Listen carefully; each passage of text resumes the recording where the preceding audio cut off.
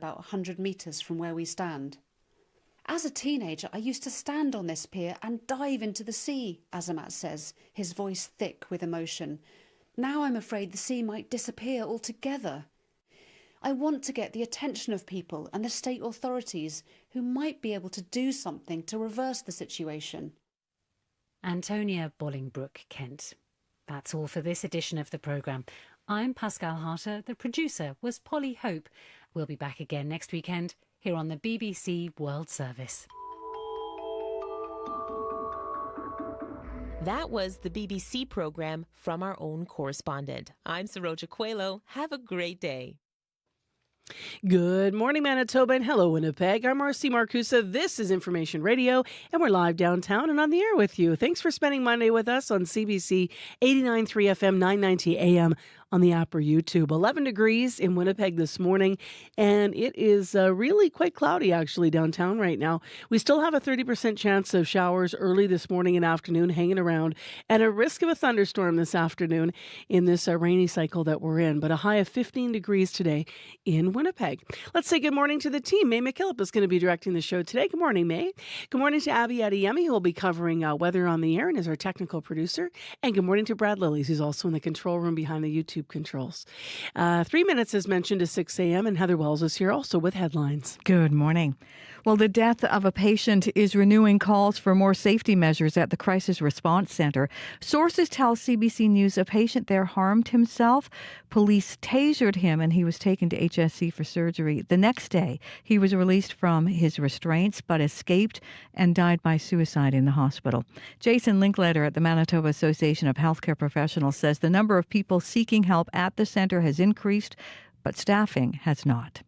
A new community group is about to hit the streets of Winnipeg. Morgan's Warriors honors Morgan Harris, one of 4 women killed by admitted serial killer Jeremy Skibitsky. Harris's cousin is among the people who are launching this new patrol group and says it's going to be different from other community groups. We'll hear more in our next local news at 6:30. All right. Thank you, Heather. You're welcome. Just a reminder, if you need us on the commute this morning, either inside the city or anywhere on the highways, give us a call on that commuter line, 788-3093. Well, on the show today, speaking of the commute, there's new porta potties on Highway 6, and they're giving much relief to northern Manitoba travelers. We'll hear all about them. In addition, Food Banks Canada has now released its 2024 Poverty Report Card. We're going to take a closer look at how Manitoba compares across the country.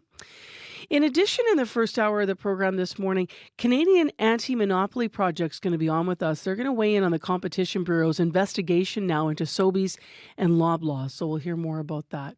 And later, a fun local story about fashion for grads. We'll find out how some local shops are helping outfit students for their special night. It's going to be June at the end of the week. On Cue with Tom Power. The Indian director Tarsem Singh is known as a visionary in the world of modern cinema, but you got to start making music videos. They'll tell you about working with REM and why he wanted to bring the real-life story of a notorious murder to the screen in his latest film. I want to stay here with you forever. That's coming up on Cue, followed by Commotion with Elamine Abdel Mahmoud on CBC Radio 1, the CBC Listen app, and everywhere you get your podcasts. This is World Report. Good morning, I'm Peter Cowan in St. John's. A pro-Palestinian encampment in downtown Toronto has an hour to dismantle, or protesters could face a court injunction. University of Toronto officials issued a trespass order for the demonstration that has occupied the campus grounds for almost a month. Despite the threat of legal action, many of the protesters say they aren't going anywhere. The CBC's Sarah McMillan reports. For nearly 4 weeks, protesters, tents and signs have taken over King's College Circle at the University of Toronto. The group has a number of demands, including that the university divest from companies providing military goods and services to Israel. Last week, the university presented an offer to the group, which included creating an advisory committee to consider the demand for divestment. Protest spokesperson Erin Mackey. We're not interested in committees, we're interested in commitments. University President Merrick Gertler says he respects the right to protest, but says it's time for the encampment to end. There have been more and more incidents involving reports of discrimination, reports of harassment. The university says if protesters don't comply with the trespass order, it will seek an urgent court injunction. 2 Quebec universities have already applied for injunctions to remove encampments on their campuses. And earlier this month, protests in Alberta were forcefully dispersed. Some protesters at U of T say they worry about a similar approach. Mohammed Yassin. They can claim all they want that they want to end this encampment peacefully, but actions speak louder than words. Still, Yassin and other protesters say they plan to stay put until their demands are met. Sarah McMillan, CBC News, Toronto. Officials in Papua New Guinea now believe more than 2,000 people may have been buried alive. A massive landslide early Friday morning swept through the Enga province in the country's north. Hundreds of homes were swept away as people slept inside. This man is with the International Organization for Migration. At this point, people, I think, are realizing that the chances are very slim that anyone can basically be taken out alive. And for that reason, they were, at least the work counselors, they were able to start sharing some of their estimations. The landslide happened in a remote area of the country, making it difficult for rescue operations. On top of that, water flowing underneath the deep debris is prompting fears of more landslides. China's foreign ministry says this morning it will provide whatever assistance is needed to help Papua New Guinea with its disaster relief efforts. Memorial Day plans for millions of Americans may have to be canceled today. A series of powerful storms are forecast for some Midwestern and southern states. And as Steve Futterman tells us, it comes on the heels of a devastating weekend for many. In a number of states, including Texas, Oklahoma, and Arkansas, it has been a weekend of death and destruction. In progress. Look at it.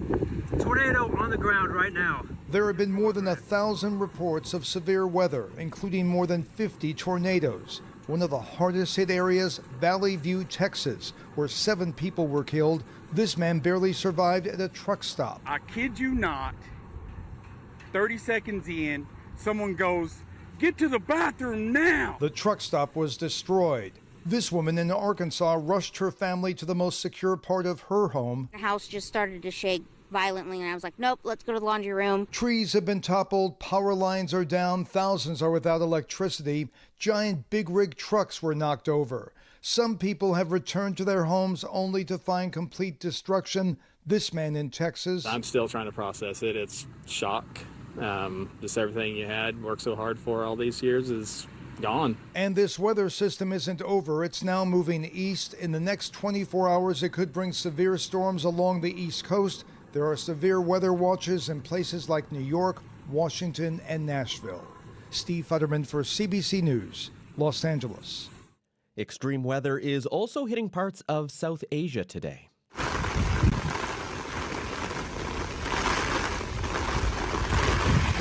Strong winds and heavy rain continue to hit the Bangladeshi coast. Tropical cyclone Ramal made landfall there Sunday evening. It also hit India's West Bengal region. At least 4 people were killed. Millions of people are still without electricity. Ramal is the first cyclone to hit the region this year. Climate change is driving up the surface temperatures of the ocean.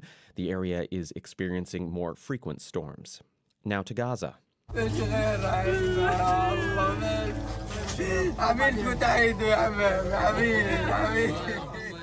People cry over the bodies of their loved ones. They're among more than 35 people killed in Israeli airstrikes overnight in Rafah. The strikes hit a camp for displaced Palestinians, people seeking shelter from the fighting. Gaza's health ministry says many women and children are injured. The Israel Defense Force says it struck a Hamas compound in Rafah where terrorists were operating. It says it's looking into reports that several civilians were harmed. On Friday, the International Court of Justice ordered Israel to end its military offensive in Rafah over growing concerns about civilian casualties. The World Health Organization begins its annual meeting this morning with an ambitious goal. Government ministers are hoping to reinforce global preparedness for the next pandemic. They've been trying to adopt a pandemic treaty, but that idea has been a work in progress for the WHO for the past 2.5 years now. The WHO's general director says he still hopes some agreement can be met by the end of the meetings on Friday. Thousands of people living in northeast BC will soon be able to return to their homes. Wildfire forced nearly 5,000 people to leave the Fort Nelson area more than 2 weeks ago. Roadblocks will be lifted at 8 o'clock this morning, local time. But as Betsy Trumpeter tells us, the threat of more fires and another evacuation is still looming. I didn't think it would last this long. Brittany Johnson and her family are evacuees from Fort Nelson. Forced out by wildfire, they've been camping far from home for more than 2 weeks.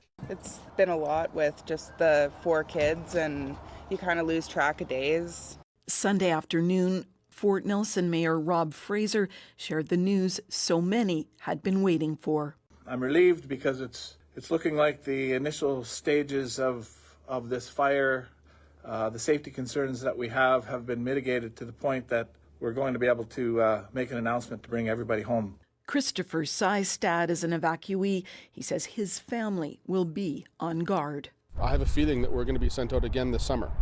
You know, it's so dry up there and there's so much forest around us that it wouldn't take much if we all got told to leave again. On Sunday, a BC wildfire weather forecaster said there's a chance of thunderstorms over the next few days, raising concerns about gusting winds and lightning strikes. Betsy Trumpeter, CBC News, Prince George. A warning now for Facebook users. One woman told CBC she thought she was savvy to the scams out there. That's until a fraudster hijacked her account and took her online friends for thousands of dollars. As they were getting swindled, she says the social media giant did nothing to stop it. Rosa Marcatelli from our Go Public unit has that story. I just felt helpless. When a fraudster took over Lisa Lowry's Facebook, they pretended to be her, posting an ad saying she was selling her father's belongings after he had to be moved into long-term care. None of that was true. Her online friends who thought they were buying the stuff were swindled out of thousands, including her former neighbor, Carol Stevens. I thought it was my friend Lisa. Last year, Canadians lost more than $174 million in social media scams, according to the Canadian Anti-Fraud Centre. In her case, Lowry says she and her friends repeatedly reported the crime in progress to Facebook. The company did nothing to stop it. I felt really bad for everybody that their money was taken away. Meta, the company behind Facebook, says it does a lot to detect malicious activity. Yet Go Public found the same scam that got Lowry and her friends is running rampant on the site. When asked why it's failing to detect a scam it's already been warned about, Meta didn't respond. The company made about $185 billion in revenue last year. Cybercrime expert Claudio Popa says it's time it invests a lot more into protecting users. The organizations need to respond to people's actual needs. Meta says it employs over 15,000 people around the world to review potential violations, but it won't say why it failed to take action in Lowry's case. Rosa Marcatelli, CBC News, Calgary. And that's the latest national and international news from World Report. For news anytime, go to cbcnews.ca or download the CBC News app. I'm Peter Cowan. This is CBC News.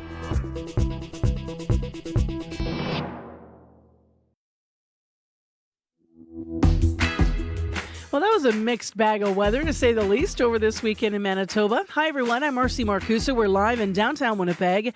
Here on 89.3 FM, 990 AM on the app or YouTube on CBC. Let's get Monday rolling, shall we? We've got a new report out this morning. Food Banks Canada has its 2024 poverty report card out. We'll see how Manitoba compares to the rest of the country. In addition, this hour on the show, the Canadian Anti-Monopoly Project will be on the program, talking about the Competition Bureau's investigation into Sobeys and Loblaws.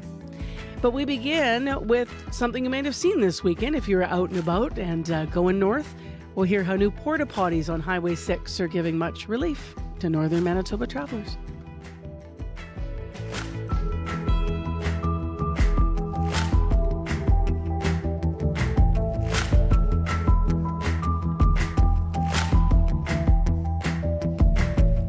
Right now, news headlines with Heather Wells. Good morning.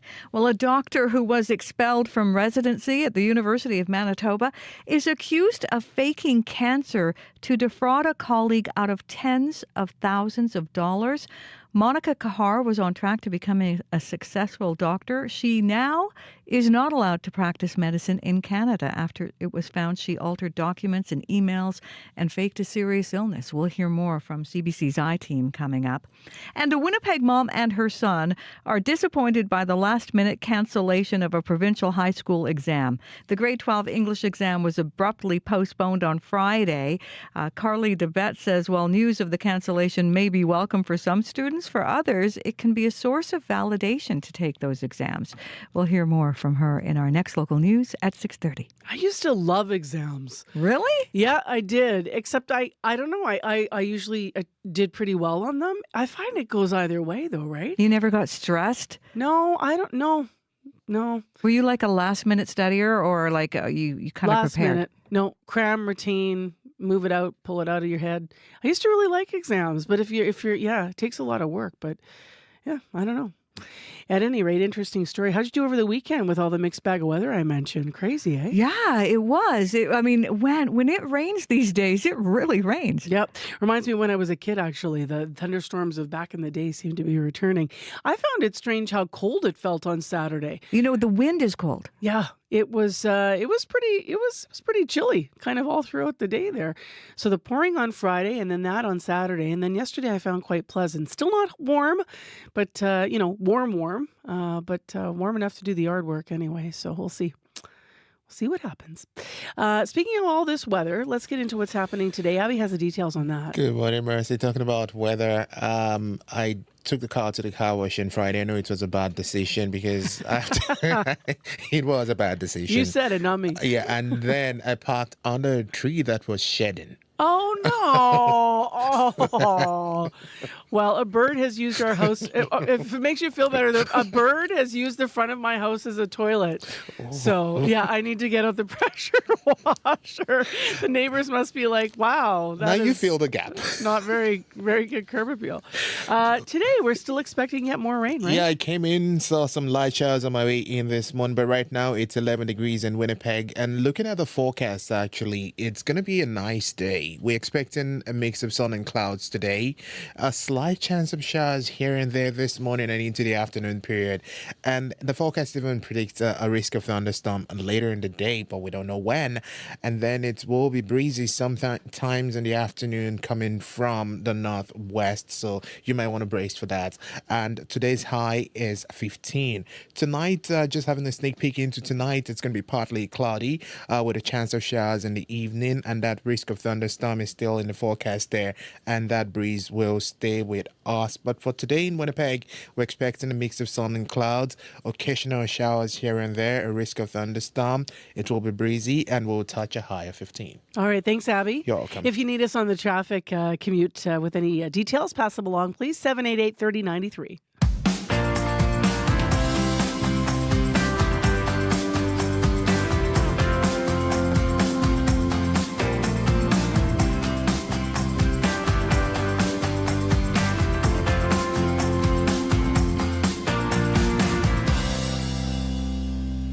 Well, new washrooms along Highway 6 in Manitoba are drawing excitement from northern Manitoba travelers. Last week, the province announced new washroom facilities at Devil's Lake near Williams Lake. Now, otherwise, imagine that you don't have a bathroom for like a 500-kilometer stretch of highway, and that can be a problem. CBC's Jenna Delavich spoke to the chief of Mississipauistic Cree Nation, Heidi Cook, about the new facilities. Yeah, I was traveling on the highway yesterday, and first I noticed the new signs on the highway for the rest stop, and I noticed there was 2 portable bathrooms that were at Devil's Lake. I was happy to see them because I remember when there was bathrooms there before, and, we would stop there. There's a picnic shelter and stuff, and it's a really busy rest stop in a long stretch with no stops. If you need to use the bathroom, you kind of have to find a bush to hide in. And then there's a lot of litter. So I hope that the bathrooms here, are able to be maintained and help clean up the area because it's a beautiful stop along the highway when you're traveling.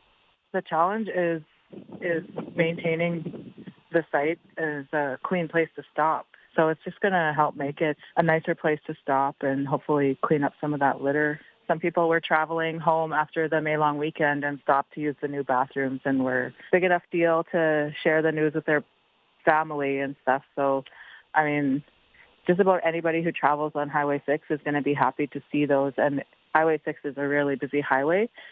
Where we are located, it's about 2 hours the nearest bathroom. So we have a 24-hour gas station. That's busy all the time. People stop and use the bathrooms. But sometimes nature calls and you can't wait for 2 hours. So it's going to be really, really appreciated by anybody who's traveling on the highway. Sure. I'm Eric Redhead, the MLA for Thompson, the NDP MLA. Well, this was one of our campaign promises that we would install rest stops along Highway 6 because we know that there is no 24-hour rest stops along that highway other than in Grand Rapids. The reason why they're porta potties is because it's a 5-month pilot project. Obviously, there are needs, so I think after the 5-month pilot project is complete, we're going to take that data, revisit it, and possibly have more permanent structures in place at both locations, depending on the outcome of this pilot project. I'm Lisa Naylor. I'm the Minister of Transportation and Infrastructure. Well, I'm really excited about it. I mean, this was a project that came out of my department. One of my early meetings was with the municipality of Grand Rapids, and they had identified this issue with a lack of facilities along that highway. I'm just excited that we've been able to provide the service. We're doing this as a pilot project. That's what we committed to in the budget. We're looking to have the pilot project in place through to Thanksgiving, and then we will be looking ahead at what the long-term plan is. And one reason too why it's porta potties is I wanted to get this out. I wanted to get this started for the May long weekend and not have people go through another summer. A more permanent facility takes longer to put in place. I mean, at this point, there was nothing. There was nowhere to stop for a 5 or 6 hour stretch of highway, and that's not true anymore. Now people have 2 places to stop along the route, so porta potties might not be ideal, but given that there's not any water or plumbing service to the area, it is a really important first step. That was Lisa Naylor, the province's Minister of Transportation and Infrastructure, speaking with CBC's Jenna Delavich. Now, before that, we heard from Thompson MLA Eric Redhead and the Chief of Mississippiwestic Cree Nation, Heidi Cook. But not everyone's convinced that porta potties are the solution. Volker Beckman is a volunteer with the Safer Highway 6 group. He also spoke to Jenna about this. Ponton, which is a critical stop along Highway 6, burned down about 4.5 years ago, which a lot of people used to use for washroom and convenience store and gas and so on, is not there anymore. So it's a long drive from Thompson to Grand Rapids, the first place where people stop for gas or pee break, and there's nothing along the highway. It's bad enough when you have to go in the side of the bush. In the summertime, it's a little more difficult when there's snowbanks. You can't do it in the wintertime. So for the benefit of older people and health's sake, or children, whatever, you certainly need to have some kind of restroom facilities, and that's what one of the things we've been lobbying for quite a while. The picture that I saw, when I looked there, it looked like they were kind of porta potties with a little building in which was a cage, I'm guessing, with wiring in it to protect maybe litter or garbage containers. So if that's all that's going to happen, I would be a little disappointed. I mean, we want to have some facilities that are acceptable for international visitors, because a lot of fisher people and other individuals in the fall drive to Thompson on their way to Churchill in the summertime for beluga whales, and in the fall and early winter when it's polar bear season. Highway 6 is the primary transportation corridor in northern Manitoba, and needs a quality of care and convenience and acceptable standards that we should be able to accommodate in our province. So the safety aspect of this, the health aspect of this is really, really important, that there's suitable toilet facilities in this long distances when we go between Grand Rapids, Ponton to Thompson. We were looking for something that's more permanent, because the thing with porta potties, we know in other places when vandalism come, they can knock them over. And then the question is, and then who cleans them properly? It may work in the summertime, but it certainly won't work in the wintertime. Now, hopefully you would think this is a temporary solution, and the province has a more permanent facility in place that they would design, because Devil's Lake is a recommended rest stop. It's a sensitive topic to discuss when you're talking about men and women having to pee and poop in the bush, for heaven's sakes. Do you know what I mean? It's pretty. How do you bring this up politely, whatever? But that's the fundamental issue that occurs, right? That was CBC's Jenna Delavich speaking to Volker Beckman, a volunteer with the Safer Highway 6 group. Anyone with feedback, by the way, about the new facilities is encouraged right now to call 511. On the topics that matter, your voice should be heard. I'm really concerned. And I'm not really happy about that. Radio Noon is where you can voice your take. I'm Janet Stewart. From 12:30 to 1 p.m., Radio Noon opens the phone lines on one important topic. It just brings everyone together. Radio Noon's call-in segment, 204-780-0893. We want to hear from you, weekdays on CBC. So Janet, as always, has now a new routine. She pops in at the end of the show. She'll let us know what the question is. So we'll find out what that calling conversation is a little bit later in the program. But it's early still, folks. 6:22 a.m. I'm Marcy Marcusa with our team this morning at Information Radio. Brad and May and Abby behind the glass. It's mostly cloudy and 11, by the way. 9 in Brandon, also cloudy, and Thompson's cloudy, also in 5 degrees. Well, Food Banks Canada is a national charitable organization dedicated to helping people in the country who live with hunger and food insecurity. And for a second year, they put out what they're calling their Poverty Report Card. According to this year's assessment, when it comes to alleviating poverty across Canada, almost all of the provinces and territories are falling short. We've reached CEO of Food Banks Canada, Kirsten Beardsley, to learn more. Good morning. Good morning. So how short as a country overall first? Where do we stand when it comes to tackling poverty, according to your report? Well, this isn't a report card you'd want to bring home to your parents, that's for sure. Most regions in the country, most provinces, and the federal government get a grade of a D-. There are a couple of C's, but overall it shows that, one, people are suffering and struggling right now to make ends meet in far too many places right across the country, and two, that we're not seeing government step up and take the action needed to address the seriousness of these issues. How did Manitoba do? Manitoba scored a D- overall, and really as I said, it looks at both sides of this equation. So what we're seeing is far too many people across the province are struggling, spending more than 30% of their incomes on housing, for example, struggling to access health care. The things that make up a decent quality of life are slipping across the province. That's what we saw. Can you elaborate on the factors that go into calculating the grades? Sure. As I said, what we look at are people's experiences of poverty. So what is life like for folks across Manitoba right now? So that is, as I said, how are people feeling financially compared to last year? How much of their income are they spending on housing? Are social assistance rates keeping up or allowing people to pay for both housing and essentials like food? We look at official poverty measures like the unemployment rate, the food insecurity rate, the market basket measure, and then we include a grade for legislative progress. Are we seeing the government step up and take action needed to make sure people are able to make ends meet? So are they addressing affordability and incomes? And can you break down some of what that looks like year over year in Manitoba last year compared to this year? Sure.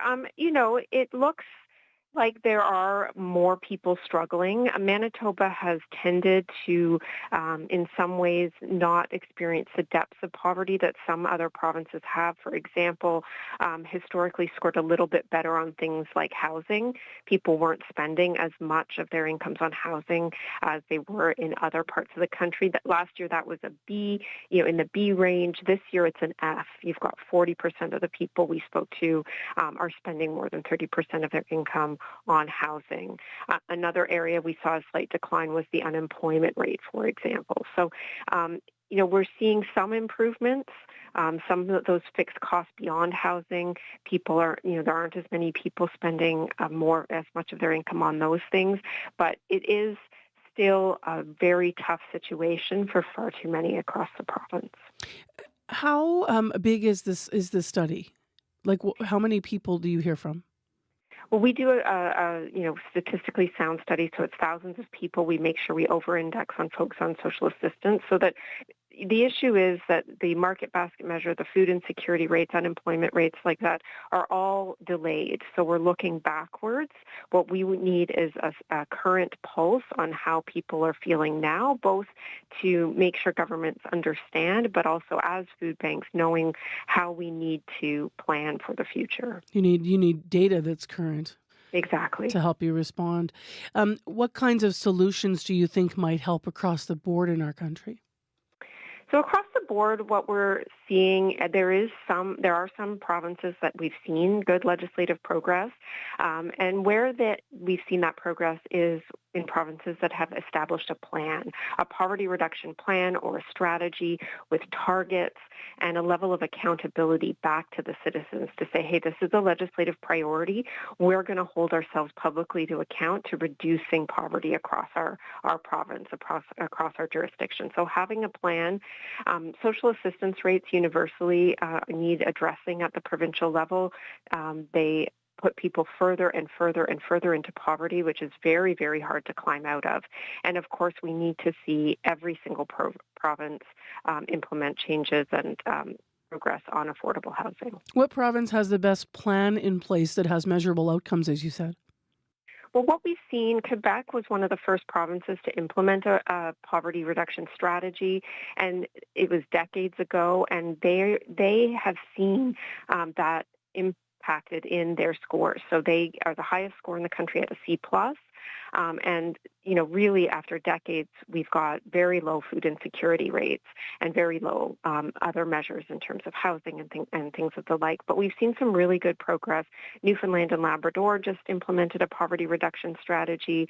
We've got some really innovative investments out of PEI, and BC has made a significant investment in housing.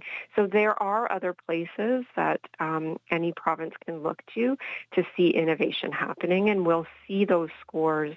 Of course, once you implement a policy, it doesn't impact people tomorrow, but we'll start to see those scores improve across the country. I'm very hopeful about that. Thank you for the early morning conversation. I appreciate having you on. Thank you so much for having me. That's Kirsten Beardsley. She's the CEO of Food Banks Canada. Hi, I'm Paul Havershrud, host of The Cost of Living, a national business show that looks at everything the world of money touches, which, admittedly, is a lot of stuff. The Cost of Living. Go beyond the facts and figures and discover the compelling business stories that affect the day-to-day lives of Canadians right across the country. Economics, business, and you. The Cost of Living with host Paul Havershrud. Available now on CBC Listen. You're listening to 89.3 FM. This is Information Radio, your morning show on CBC. I'm Marcy Marcusa. We're live downtown in Winnipeg. It's cloudy again. We have a chance of showers again. A high of 15 degrees today in Winnipeg. We are going to talk a lot about business this half hour, and specifically the business of groceries. So first of all, we have a full interview with the Canadian Anti-Monopoly Project about the Competition Bureau's investigation into Sobeys and Loblaws. That's coming up at about 10 to 7 this morning. And right after your news, Crystal Ramlakan will talk about how the pressure on the major grocery chains, the scrutiny and the rising prices has also now extended into more political pressure on the businesses specifically. So we'll hear that in the business report with Crystal Lee coming up. Just a reminder, if you need us with any reports on your commute this morning, any problems out there, whether you're waiting for your bus or you have a report if you're walking or biking or driving, you can always let us know on the commuter line what's what. 7883-093, 7883-093 is how you reach us here at CBC. So all of that's still ahead. I'm Marcy Marcusa, but your CBC Winnipeg News is next. This is CBC News. Good morning. I'm Heather Wells in Winnipeg. At 6:30, it's 11 degrees. It's going to be kind of coolish still today. A high of 15. The seasonal high is 22. So we'll be warming up through the week. We still do have a chance of showers today. A Manitoba doctor who was expelled from residency is accused of faking cancer to defraud a colleague out of tens of thousands of dollars. CBC I-Team's Caroline Bargout reports. For the past 4 years, Ontario doctor Megan Levine has been trying to get back $160,000 she loaned to a former colleague. Levine met Monica Kahar in 2018 when they were both family medicine residents and were sitting on a College of Family Physicians of Canada committee. They seemed to have a lot in common and became friends. In 2019, Kahar told Levine she had breast cancer and was struggling financially. She asked Levine for money. Kahar was later investigated by the University of Manitoba and expelled from residency and censured by the College of Physicians and Surgeons of Manitoba. I'm not going to lie. At the start, I felt absolutely humiliated because you think to yourself, how could I be so stupid as to be led on like this? Levine won a lawsuit against Kahar in Ontario and is suing her in BC, but so far has not received a penny of her money. Kahar refused to do an interview or provide information for this story. Caroline Bargood, CBC News, Winnipeg. A caution now, this next story deals with suicide. The death of a patient is renewing calls for better safety measures and more staff at the Crisis Response Centre. Sources tell CBC a patient grabbed scissors at the response centre and harmed himself on May 11th. They say police tasered him and he was transferred to HSC for surgery.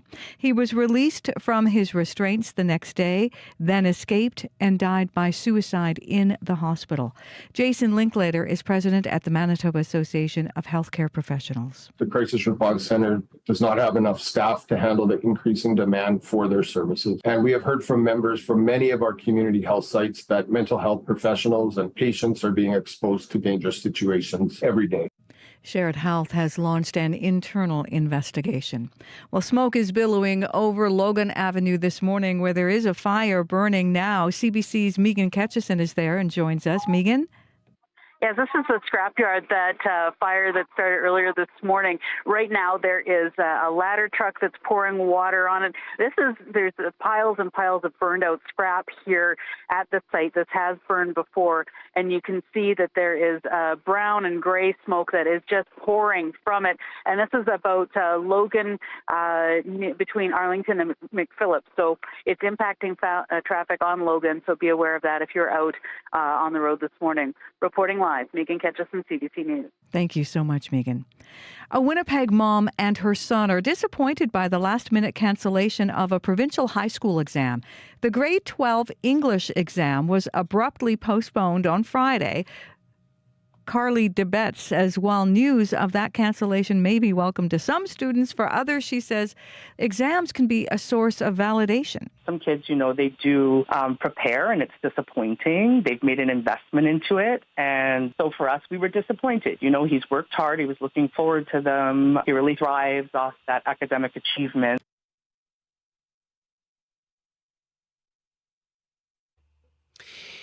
And we've obviously had a challenge with the... Yeah, sorry about that. Oh, that's okay.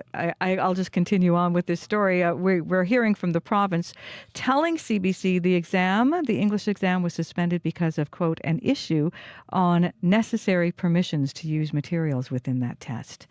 A new community group is about to hit the streets of Winnipeg. Morgan's Warriors honors Morgan Harris, one of the 4 women killed by admitted serial killer Jeremy Skibitsky. Harris's cousin, Kirsten Witwicky, is no longer co-chair of the Winnipeg Bear Clan. She left that position so she could help with this new patrol. We had this new vision, and we want to make sure we do it in a way that honors not only my cousin, but all the other, victims of this tragedy that happened, but all the other, victims of the MMIWG2S crisis. And in order to do that, we determined that we needed to start something from scratch. Witwicky says Morgan's Warriors will be separate from other community groups. A wildfire evacuation of Fort Nelson, BC will be lifted this morning. About 4,700 people from Fort Nelson have been out of their homes for more than 2 weeks. Brittany Johnson is one of them. I didn't think it would last this long. It's been a lot with just the 4 kids, and you kind of lose track of days. But people in northern BC may want to keep their travel bags ready. There is a chance of thunderstorms this week, raising new concerns about lightning strikes and the potential for more fires. In the U.S., the death toll from a series of weekend storms is mounting. At least 18 people are dead. Hundreds are injured from Texas to Kentucky. Frank Soltysiak survived a tornado. I don't know why I heeded that warning. Glad I did. I grabbed my dog. We headed for there, and it was just unbelievable, the sound of all the destruction going on around us. I guess God doesn't like RV parks. The storm is now moving towards the east coast of the U.S. You can hear more national and international news coming up on World Report at 7, and you can find more Manitoba news at cbc.ca/Manitoba. All right. Thank you, Heather Wells. You're welcome. Well, let's get into our regional forecast now. Oh, just before we do, actually, Abby, I want to mention that the story Heather had about Morgan's Warriors, we'll have a lengthier story on for you this half hour, so you can look forward to that and hearing more about it. But you are here with our regional forecast. Yes, it's 11 degrees in the city. We expecting a chance of showers later, though it's going to be breezy. We're heading to a high of 15. Brandon is at 9. A chance of showers later, also breezy, heading to a high of 15. Thompson is at 5 degrees, heading to a high of 11. Churchill at -2, heading to a high of 2. Duffin, good morning. How are you doing today? You're 5 degrees. Chance of showers later. It's breezy at the moment. You get to 15. Gimli's at 7. Steinberg 10. Morris 12. All going to be seeing highs between 14s and 17. In the city of Winnipeg, we are at 11 degrees. All right. Thanks, Abby. You're welcome. We have one thing to pass along on the morning commute. Westbound portage between Booth and Sturgeon in St. James. The curb lane's closed because of water work. So note that and go around it. 788-3093 is our commuter line, and it is time for business news with Christine Ramlakan, who joins us via Zoom now. Good morning. Hey, good morning, Marcy. So let's start talking about major grocery chains, which have been in our business report a lot for obvious reasons. They're under a lot of scrutiny. Prices have been rising, and now there's even more political pressure on the businesses. Is that right? Yes, that's right. So a House of Commons committee studying food prices is now recommending the federal government consider policies to tackle, quote, excessive net profits in the food industry. So the committee says the government should look at these sectors of the food supply chain that are monopolies, as prices have gone up for farmers and consumers. In a new report last week, the committee revealed its research into the causes of food inflation, which of course include the high-profile testimony of grocery executives over the past several months. And the leaders of Loblaw, Metro, Sobeys-owned Empire, Walmart, and Costco have all faced questions from MPs over the size of their profits. But grocers say they haven't unduly profited from high food inflation. Now, the committee has a range of recommendations, such as lowering the barriers for new companies to Canada, strengthening competition law when it comes to mergers, and making the Grocery Code of Conduct mandatory. Now, the industry-led code is intended to help level the playing field for smaller companies. It's meant to be voluntary, but in recent months, there's been pressure to make it law, as not all the major grocers appeal to be willing to sign on. Now, Loblaw, the largest grocer in the country, recently announced it does plan to sign on as long as all the other stakeholders do as well. In December, Loblaw and Walmart had said they were concerned the code would increase prices. Now, Loblaw says it believes the code is fair, and Walmart says it is reviewing the latest draft of the code. We actually have an interview this half hour as well to look sort of at this issue in a different way. So our guest this half hour is going to be from the Canadian Anti-Monopoly Project. So that's coming up in about 10 minutes from here. Let's look to the skies. What's the follow-up in after Canadian airline Lynx Air folded? Well, Lynx Air hopes to sell off everything now, from life jackets to oxygen masks, as it tries to recoup some losses it filed for creditor protection earlier this year. Court documents show the defunct discount carrier has worked out deals with a pair of aviation companies abroad to sell plane parts and equipment, including seats and tires. Any hope of gains on the airline's 9 aircraft has been dashed, though, after the leasing companies behind them canceled their deals and took back the planes. The court filings ask Alberta's Court of King's Bench to approve agreements for a New Hampshire repair company to buy more than 50 wheels and brakes, and a Cayman Islands-based leasing company to get 79 other items, everything from food carts to even a single garbage can. Now, the shutdown of the Calgary-based carrier 3 months ago came as budget airlines face ongoing financial pressures amid industry consolidation and the fallout from the COVID-19 pandemic. In October, WestJet closed its discount airline Swoop. It also plans to wind down Sunwing Airlines and integrate the low-cost carrier by next year after buying it last May. And Flair Airlines has also had some financial turbulence over the past 18 months, As of November, it owed the federal government just over $67 million in unpaid taxes related to import duties on its 20 Boeing jets. Well, just before we look at the numbers this Monday morning, you've got an update on the Chuck E. Cheese story you were following. Yes. So, there's been some outcry after the pizza and arcade chain announced plans to retire most of its animatronic bands. So it says it's going to keep a few more of them. The restaurant had planned to phase out the robot performers at all but 2 of the more than 400 locations in the United States by the end of the year. And the company wanted to update the Chuck E. Cheese experience for a new generation of digitally inclined children. The pandemic closed many locations and drove it to file for Chapter 11 bankruptcy protection in 2020. And since then, leadership has been focused on trying to modernize the business with digital screens and dance floors. But a few distraught fans even managed to get a hold of the chain's chief executive on his personal phone to appeal for the survival of these life-size animal mascot performers known as Munch's Make-Believe Band. Hey, man, if they probably thought they'd never get through. Can you imagine that phone call? Wow. I know. Wow. All right. What's going on in the markets? Yeah, the nostalgia is strong. So in Europe, stocks are ticking higher. Markets in the UK and US are closed for the holiday Monday. Germany is up. The UK is down right now. France is up. In Asia, markets are gaining as industrial profits in China rose in the first quarter. So Japan, Shanghai, and Hong Kong are all up. Oil is up 42 cents to 78.14 US per barrel. Gold is up $10.95 to $2,344.78 US per ounce. And the dollar is up 0.04 of a cent to 73.22 cents US. All right, Chrisley Ramlichan, we'll talk to you tomorrow. Okay, thanks, Marcy. That is via Zoom. Chrisley Ramlichan joins us every morning at this time on the show with business news.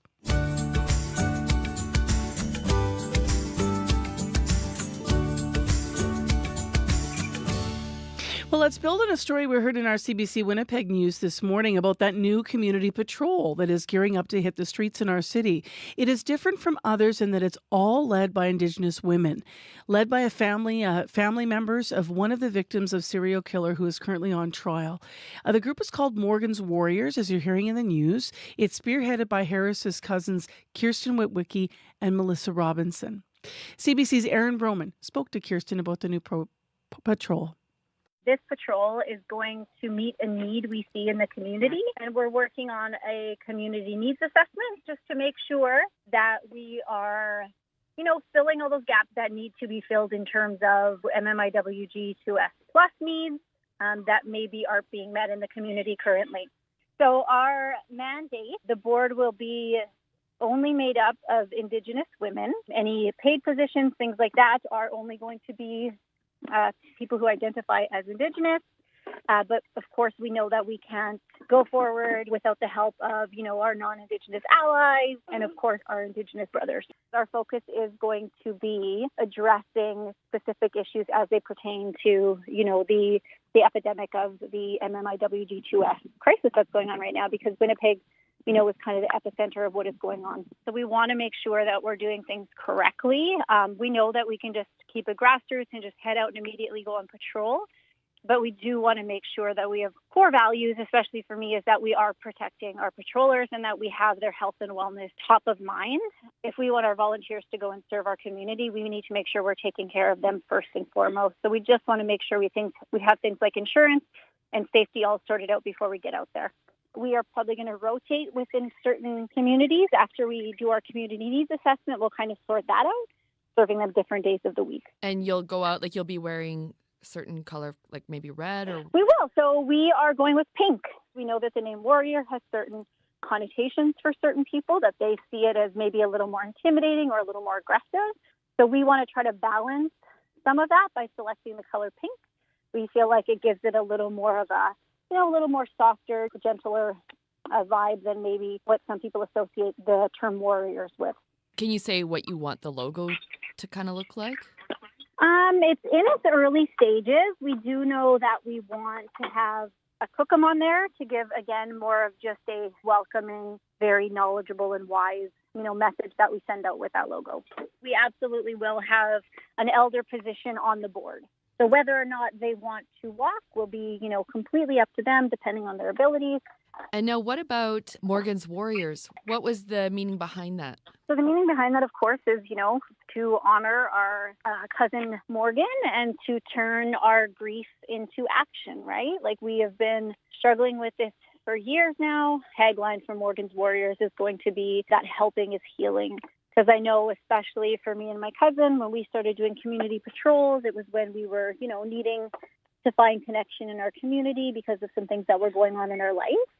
So for us, the meaning behind it is just, again, to turn this terrible tragedy and recognize that, if we look at individual situations like what happened to my cousin Morgan, there are definite, pathways to what happened. So there's definite pathways to the landfill, right? It's addressing things like recognizing the impact that our current child welfare system has on many of the women who unfortunately have become victims of the MMIW-P2S crisis. Things like, experiencing homelessness. Those are things that are commonalities amongst many of the women, unfortunately. So we just want to look at that and address specific things on a very local level. But we want to make sure that we are going a step further, right? And we're advocating for policy changes. Our volunteers, our community members, that we're providing avenues for them to reconnect with their culture, to kind of take back their voice, take back their agency. So we're really hoping to build some connections like that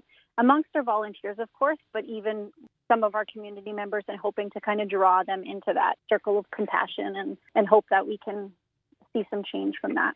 In our city, we need better supports for addictions. We need better supports for mental health. I think the problem we see a lot is when somebody is in active addictions and they have a moment where they want help, where they want to get better, that has to be an immediate need that is filled. It can't be, come back in a week or come back in a couple months. Like, that would have helped. When changes in the child welfare system, when her children were taken away, if programs existed where she was supported in taking care of herself while also remaining a part of her children's life in a bigger way, that would have also been helpful. And again, when women lose their children, they're also losing their income source, right? If they're on income and assistance, that isn't something that continues. Then when you lose your income, you're also losing your home.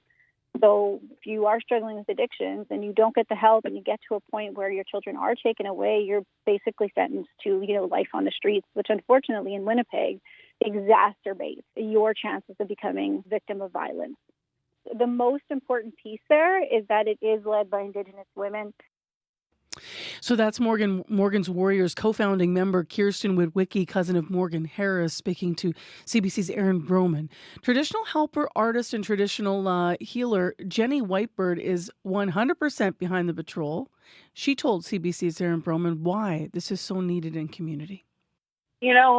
As life givers and water carriers, and those of us who identify with the feminine energy, we share that Mama Bear protective spirit.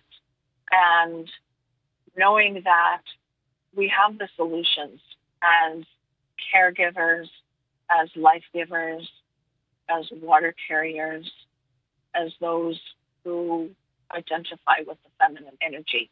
We have the answers within our makeup from our ancestors, from our grandmothers, from that celestial energy to go forward.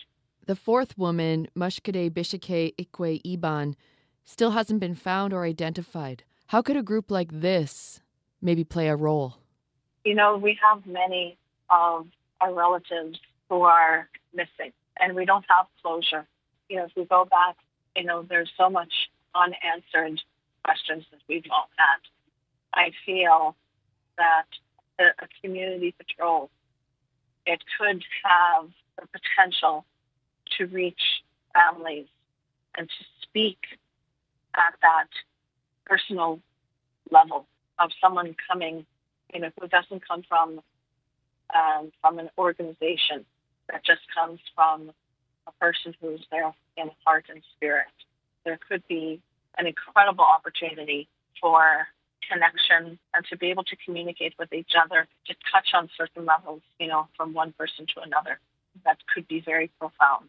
And for people to walk with those families who have women, missing children, and missing persons who identify with that feminine energy. That was traditional helper and artist Jeannie Whitebird speaking about Morgan's Warriors. We'll hear more throughout the morning in conversation there with CBC's Aaron Broman. For breaking news as it happens, stay with CBC News.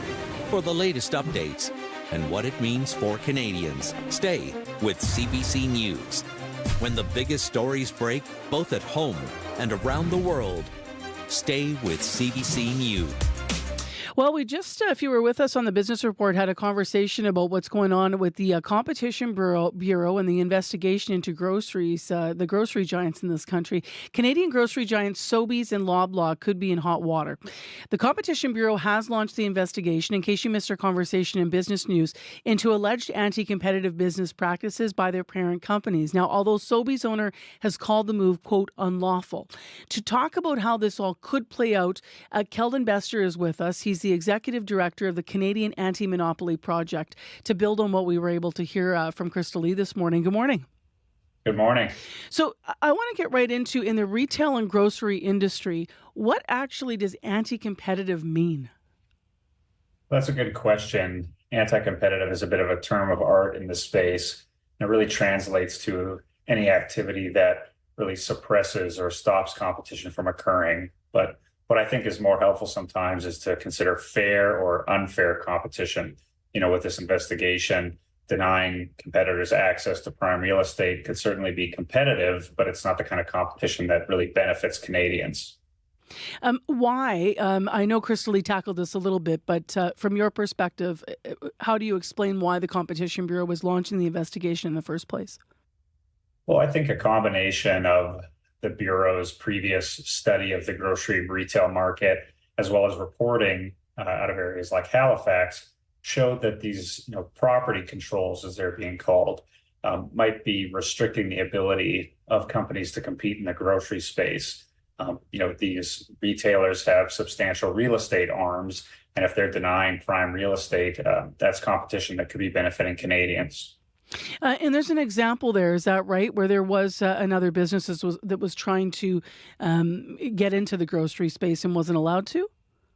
That's correct. The Halifax Examiner brought up that Dollarama was prevented from offering, I believe, bread specifically, anywhere where they had Sobeys as a landlord or a Sobeys was nearby, which suggests that this practice could be even more widespread than just Sobeys and Loblaws. How do you see the investigation playing out? What are you going to be watching for?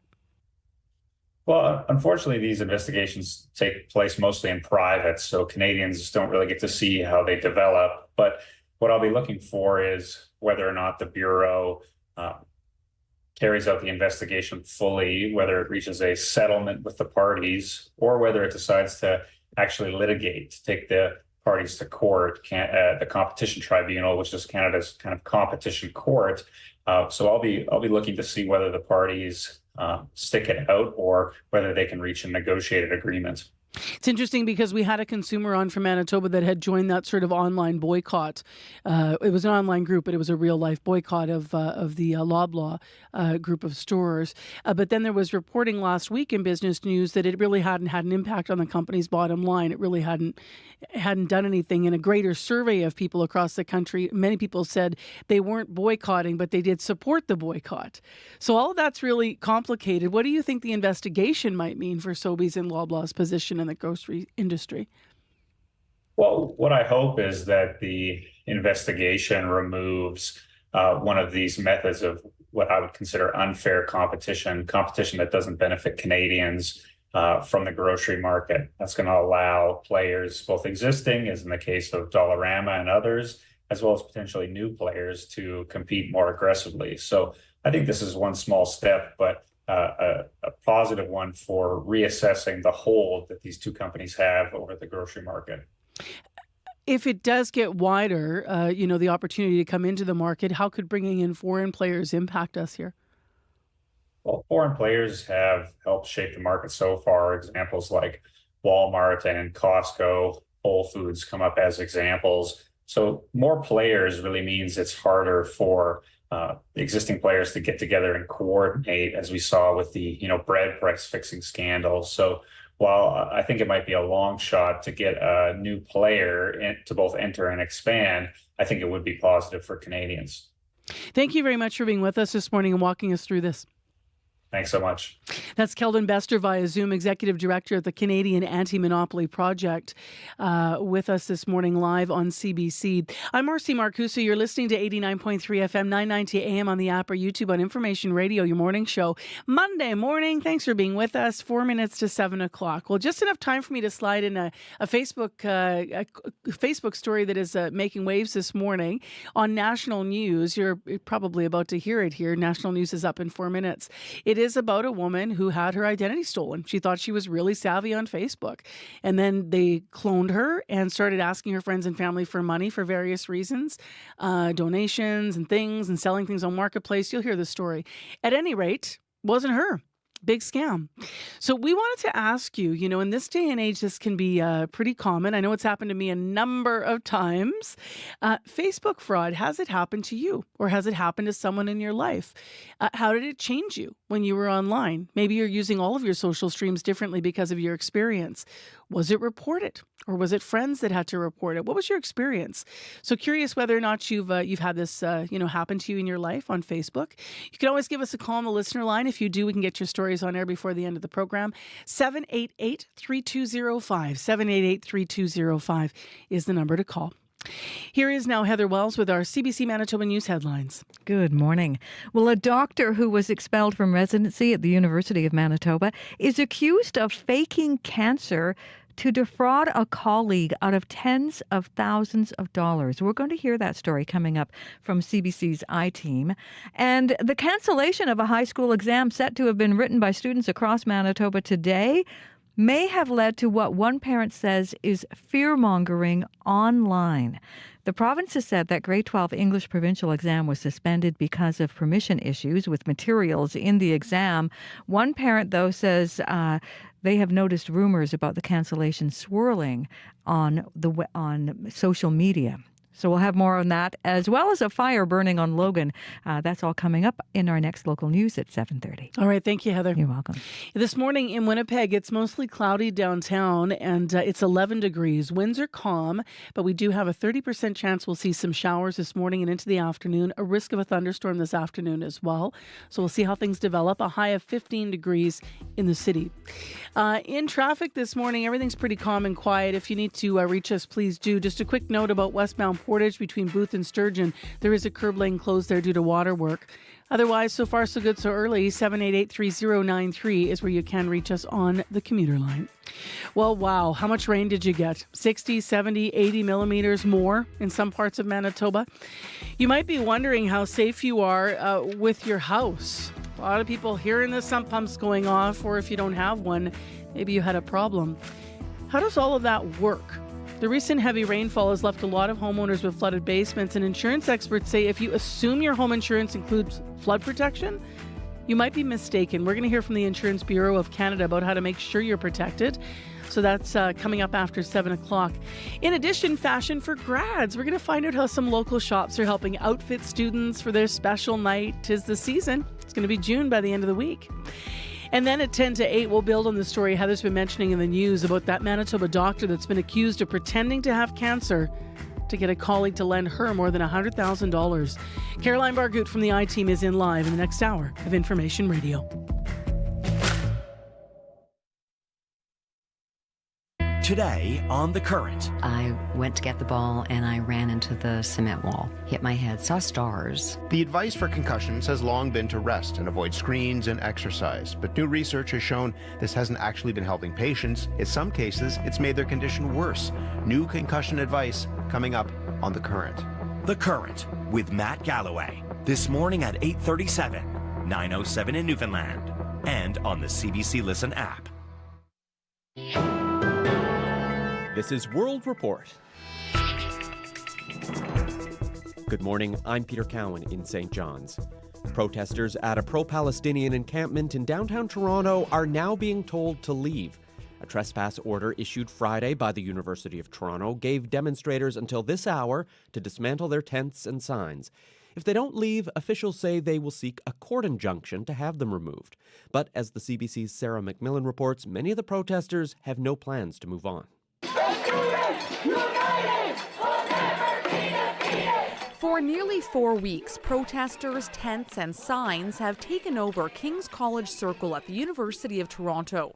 The group has a number of demands, including that the university divest from companies providing military goods and services to Israel. Last week, the university presented an offer to the group, which included creating an advisory committee to consider the demand for divestment. Protest spokesperson Erin Mackey. We're not interested in committees, we're interested in commitments. University President Merrick Gertler says he respects the right to protest, but says it's time for the encampment to end. There have been more and more incidents involving reports of discrimination, reports of harassment. The university says if protesters don't comply with the trespass order, it will seek an urgent court injunction. 2 Quebec universities have already applied for injunctions to remove encampments on their campuses. And earlier this month, protests in Alberta were forcefully dispersed. Some protesters at U of T say they worry about a similar approach. Mohammed Yassin. They can claim all they want that they want to end this encampment peacefully, but actions speak louder than words. Still, Yassin and other protesters say they plan to stay put until their demands are met. Sarah McMillan, CBC News, Toronto. Officials in Papua New Guinea now believe more than 2,000 people have been buried alive. A massive landslide early Friday morning swept through the Enga province in the country's north. Hundreds of homes were swept away as people slept inside. This man is with the International Organization for Migration.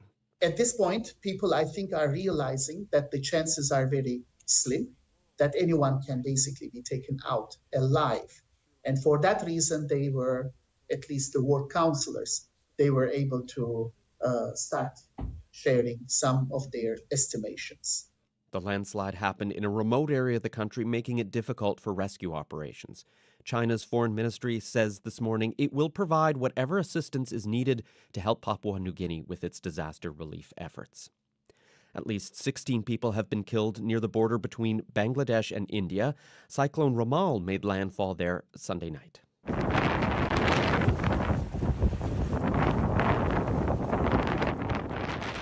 Heavy rains and wind are still battering the coast this morning. The storm began gaining strength in the Bay of Bengal late last week. Hundreds of thousands of people left their homes over the weekend. Trees and electricity poles have been uprooted. Power is still out for millions of people. Now to Gaza.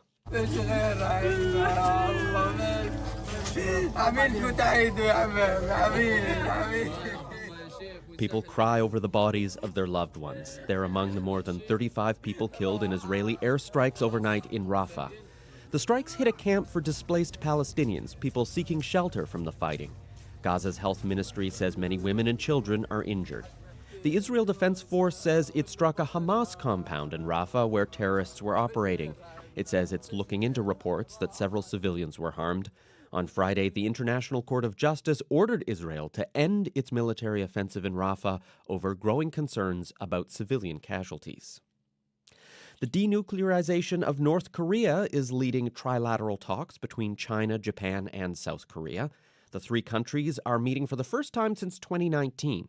In a joint statement, top officials with the Asian neighbors call it their common responsibility. Hours earlier, Pyongyang announced it plans to put another spy satellite into orbit. We get the latest from freelance reporter Patrick Falk. North Korea wasn't on the agenda for the first trilateral summit between China, Japan, and South Korea in 5 years, but Pyongyang's declaration just hours earlier put it front and center in these talks. Japanese Prime Minister Fumio Kishida today urged North Korea to drop its satellite launch plans. He noted that it would violate UN resolutions, barring it from tests using ballistic technology. South Korean President Yoon Suk-yeol, meanwhile, called for a decisive international response if North Korea goes ahead. Experts say there is significant overlap between space launch capabilities and the development of ballistic missiles. The commitment to the denuclearization of North Korea was a notable area of consensus between the 3 countries. Expectations for any significant breakthrough on cooperation was low, particularly in the absence of Chinese President Xi Jinping. Beijing's also typically resisted condemning Pyongyang over weapons testing and has instead hit out at the US and South Korea for raising tensions on the Korean peninsula. Chinese Premier Li Qiang separately hailed what he described as a restart in relations with Japan and South Korea. The leaders agreed to revitalize a three-party free trade agreement stalled since 2019 and vowed to ramp up cooperation with one another despite Beijing's unease over Washington's increasingly close ties with Tokyo and Seoul. Patrick Falk for CBC News, Singapore. Cut your emissions or pay a hefty fine. That's the message from the city of Vancouver with a new bylaw, the first of its kind in Canada. It targets large retail and office buildings. Starting June 1st, owners have to track and submit their emissions. As Tanya Fletcher tells us, many are on board with the retrofits needed, but say it won't be easy. So we have 2 modules downstairs, and we have another 3 modules here. Jesse Gregson squeezes through a narrow mechanical room filled with pipes, all connecting a new heat recovery system. His real estate company, Cadillac Fairview, is upgrading 2 Vancouver buildings to meet the city's new bylaw, including Pacific Centre, downtown's biggest mall. It can take a while for the design to happen, for the equipment procurement to happen, for the installation to happen on site. In Vancouver, more than half of all carbon pollution vents from buildings. This cap on emissions will apply to roughly 200 buildings, and the city says right now about 25% of them exceed the new limits. Typical fines would range from $10,000 to $30,000 a year. But those building owners have a grace period until 2026 before the penalties kick in. The one thing we heard loud and clear is that real estate owners need help to get this work done. Damian Stefanikos is head of the Building Owners and Managers Association of BC. He says while the timelines are feasible, the cost can be a big challenge. And so a building owner might look at that and go, I'm going to have to spend a significant sum of money to make it comply with these regulations. Maybe it makes more sense for me to redevelop this building and tear it down. Ultimately, Vancouver's goal is to cut big building emissions in half by 2030 and altogether by 2040. Tanya Fletcher, CBC News, Vancouver. A warning now for Facebook users. One woman told CBC she thought she was savvy to the scams out there. That's until a fraudster hijacked her account and took her online friends for thousands of dollars. As they were getting swindled, she says the social media giant did nothing to stop it. Rosa Marcatelli from our Go Public unit has that story. I just felt helpless. When a fraudster took over Lisa Lowry's Facebook, they pretended to be her, posting an ad saying she was selling her father's belongings after he had to be moved into long-term care. None of that was true. Her online friends who thought they were buying the stuff were swindled out of thousands, including her former neighbor, Carol Stevens. I thought it was my friend Lisa. Last year, Canadians lost more than $174 million in social media scams, according to the Canadian Anti-Fraud Centre. In her case, Lowry says she and her friends repeatedly reported the crime in progress to Facebook. The company did nothing to stop it. I felt really bad for everybody that their money was taken away. Meta, the company behind Facebook, says it does a lot to detect malicious activity. Yet Go Public found the same scam that got Lowry and her friends is running rampant on the site. When asked why it's failing to detect a scam it's already been warned about, Meta didn't respond. The company made about $185 billion in revenue last year. Cybercrime expert Claudio Popa says it's time it invests a lot more into protecting users. The organizations need to respond to people's actual needs. Meta says it employs over 15,000 people around the world to review potential violations, but it won't say why it failed to take action in Lowry's case. Rosa Marcatelli, CBC News, Calgary. And that's the latest national and international news from World Report. For news anytime, go to cbcnews.ca or download the CBC News app. I'm Peter Cowan. This is CBC News.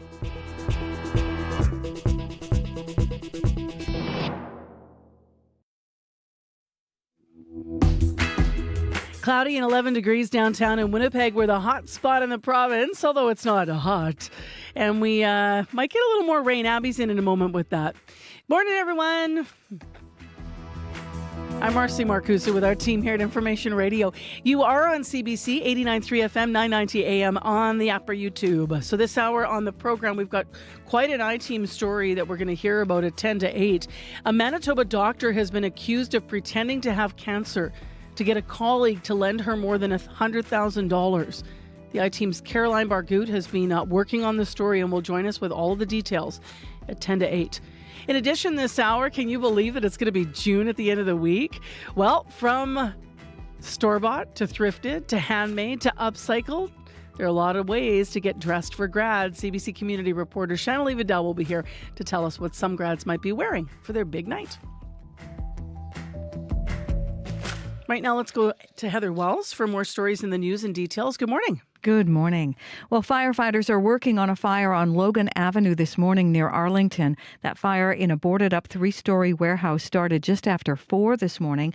Crews have saved an attached retail structure, and smoke can be seen billowing south from that fire. It is heavy smoke, and fire officials say if you live in the pathway where that smoke is, and if you have respiratory problems, just use caution going outside while this is still an issue. Crews expect to be there for the rest of the morning. And the family of Morgan Harris is gearing up to put grief into action with new Winnipeg Street Patrol. A new community group will hit the streets, Morgan's Warriors, honoring Morgan Harris, one of the 4 women killed by admitted serial killer Jeremy Skibitsky. This group is also to honor all murdered and missing Indigenous women, girls, and Two-Spirit people. I'll be back with more Manitoba news at 7:30. All right. Thank you, Heather. You're welcome. Well, Abby, what is this rain going to look like today? I would just say it's going to be here and there. We're going to spot it in some parts of the city. Some parts of the city might tell you, you're getting rain. We're not seeing anything here. It's clear here. That's what it's going to look like today. Nothing like that big Friday system that drenched everybody. No, it's going to be here and there because the system is more like a curve. Right now it's 11 degrees. We're expecting a mix of sun and clouds in the city and a chance of showers. Some parts of the city would see this morning, some parts would see it later in the afternoon. And there's a risk of thunderstorm later in the day, so you might hear it in your part of the city. You might not hear it in your part of the city, but a larger part of the southern part of the province will definitely be feeling this thunderstorm later today. And it's going to be a bit breezy as the wind will shift direction to the northwest later in the afternoon, and we'll be touching a high of 15 degrees. Tonight will be partly cloudy, a chance of showers again in the evening, and that a risk of thunderstorm will still stay with us, and the evening will remain breezy. It's going to dip down to about 7. And if we just spy into tomorrow, it's going to start off cloudy, but then it's going to clear in the afternoon, and we're going to see that sunshine come our way. But today we're expecting a mix of sun and clouds. All right, thanks, Abby. You're welcome. The morning commute's been pretty good so far. One small traffic note, westbound Portage between Booth and Sturgeon. Sturgeon is the curb lane is closed there due to water work. 788-3093 if you need us.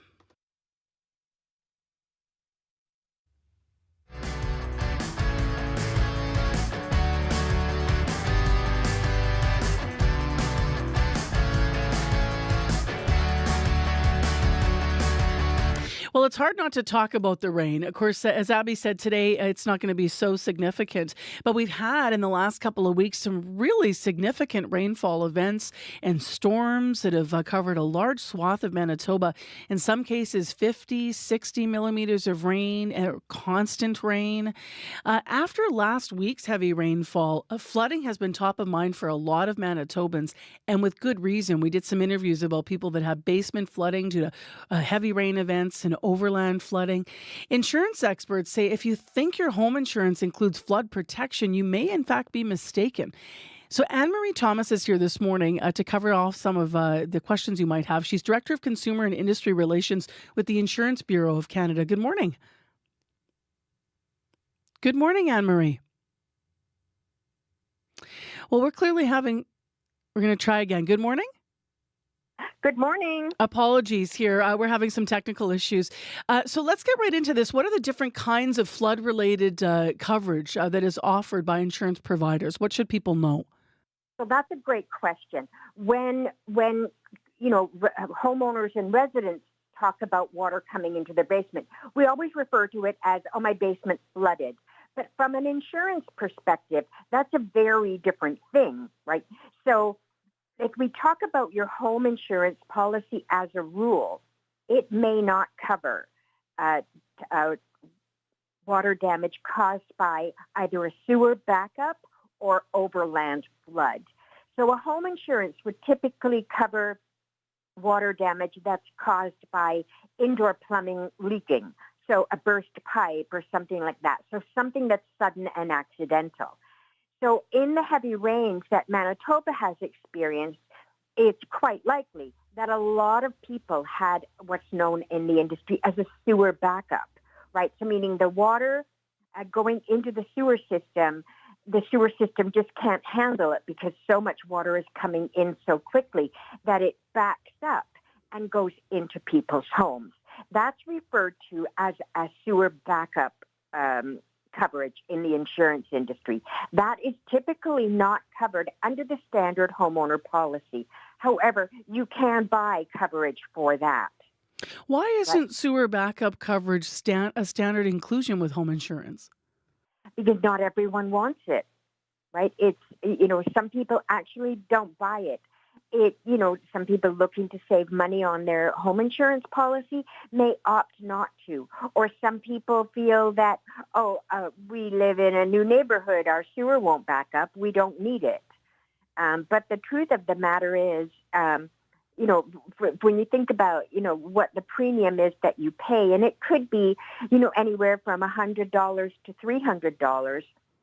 When you think of that premium versus the tens of thousands of dollars that that a flood, a water damage claim can cost, it's well worth it. Now we're talking about sewer backup, which is really what we're going to be talking about. We talk about heavy rains and such. To be clear here, flood protection is different. We also have had floods in Manitoba.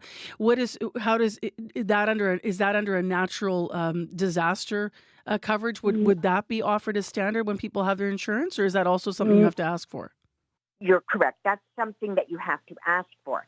So the difference between a sewer backup and flood coverage is that flood damage is as a result of water breaking a bank of a river, lake, stream, something like that. So it comes over land and into your house. Now, sometimes sewer backup and overland flood coverage are sold together. So it's very important that people understand the coverage that they have on their policy and to confirm that they have the coverage that they think that they have, right? So it's a good time, before your basement has a sewer backup or if you live beside a river, lake, or stream, speak with your insurance professional to make sure you have the coverage you think that you do. Can you add it after? So that's another problem, right? That's the thing. It's like, someone who had a sewer backup as a result of the rain on Friday can't go into their broker today and say, I want to buy sewer backup coverage because I had this damage on Friday. They're going to say no, because the coverage has to be in place at the time of the event in order for the coverage to apply. You probably could amend, though, your agreement so you have it moving forward. Absolutely, and so events like that, like what you're experiencing, not so much today, but from Friday on, it's a good reminder to double check your policy and make sure that you have the coverage. Because I always say it's better to have it and not need it than to need it and not have it, right? Can you help us understand what the role of the in this conversation, what the role of having a sump pump and a working valve is? Because that can also affect our policies and affect what we're covered for, I understand. Well, it can help. Some companies might offer a discount if you install a backwater valve or a sump pump. And in some cases, an insurance company might not even insure you if you don't have these things. Now, what a sump pump and a backwater valve do is it's a sensor that's on your sewage system that once it senses that water is starting to back up into your home, it will close. Will close the line and not let water come in. So they can be really helpful in times of particularly hard and fast rains. where the sewer system doesn't have the capacity to take on all the water. And living here, of course, on a floodplain, it's almost a sound of relief if you live in a home that has one of those sump pumps. We have a lot of them in Winnipeg. You can hear it going off. Exactly. There is a question, though, and we had a direct homeowner on last week that was asking about this. If this is coming from the city system being overwhelmed, the reasons that a city system could be overwhelmed could be because of older infrastructure. So a lot of homeowners are now asking what their responsibility is. If your home is damaged by overland flooding, you realize after the fact you're not covered. Do you have any recourse with cities? Have you ever heard of people successfully, going to cities or municipalities and saying this actually has to do with your system failing, not, has nothing to do with me. I shouldn't be liable. Yeah. So each situation is different, as you can imagine. And, overland flood is overland flood. Like that just happens. Now, whether the city or the town or the region is responsible for making sure that doesn't happen, not everyone can. Not every city can do that and does do that. It's a tough situation to sue the city when you opted not to buy the coverage that would protect you in the first place. What's the average cost of repairing flood damage for those who aren't covered? That's a great question. The last study I saw was in 2022, and it was almost $50,000 for the average water damage claim. What's your advice for renters or condo owners when it comes to this conversation? So some people think, I'm in a condo, I'm on the, 10th floor, I don't need this coverage. But you might, right? Because what if the neighbor's toilet floods above you and damages your home? Then your insurance company can pay your damage and then potentially subrogate against the homeowner upstairs. In the meantime, your unit is getting repaired, and you're not having to sit with, water damage in your home. And as for, go ahead. No, please. And as for a renter, so if a lot of people rent, maybe a basement apartment, and if there's a sewer backup in the home, the homeowner might pay to repair the flooring and the actual structure itself. Their insurance might cover that, but your insurance covers your possessions. Just last, is there anything to mention beyond, obviously, we said the sump pumps and the valves, but if you're in a house rather, but is there anything else people should understand about minimizing their risk of flooding in the first place? Absolutely. So, land tends to shift over time. So, maybe, the beginning of every spring, and if you didn't do it then, do it now. Go and check the perimeter of your house. Look for any cracks in the foundation and anything like that. And check the grading on your house. What you want to make sure is that any water that comes down, so from rain or whatever, flows away from your house, not toward your foundation, right? Cleaning downspouts and eaves troughs, because you don't want that build up and then all that water ends up in your basement. Thank you very much. Valuable conversation, Anne-Marie. Appreciate it.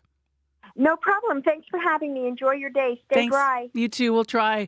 We do have a chance of showers once again in Winnipeg today. Been in conversation with Anne-Marie Thomas, Director of Consumer and Industry Relations with the Insurance Bureau of Canada.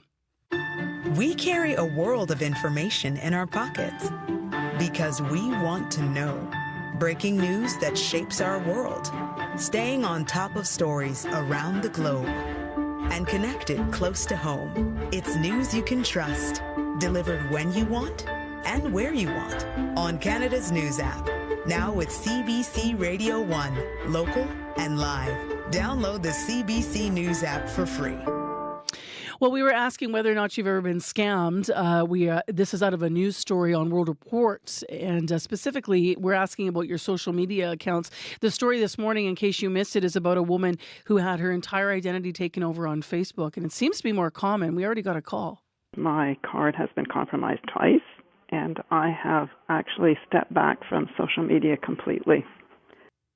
I wonder what makes people step back if you've had your account taken over. How did you deal with that, and what was it like, and how were you notified? Was it through a friend? Was it through Facebook? How long did it take for that fake identity to stay up there?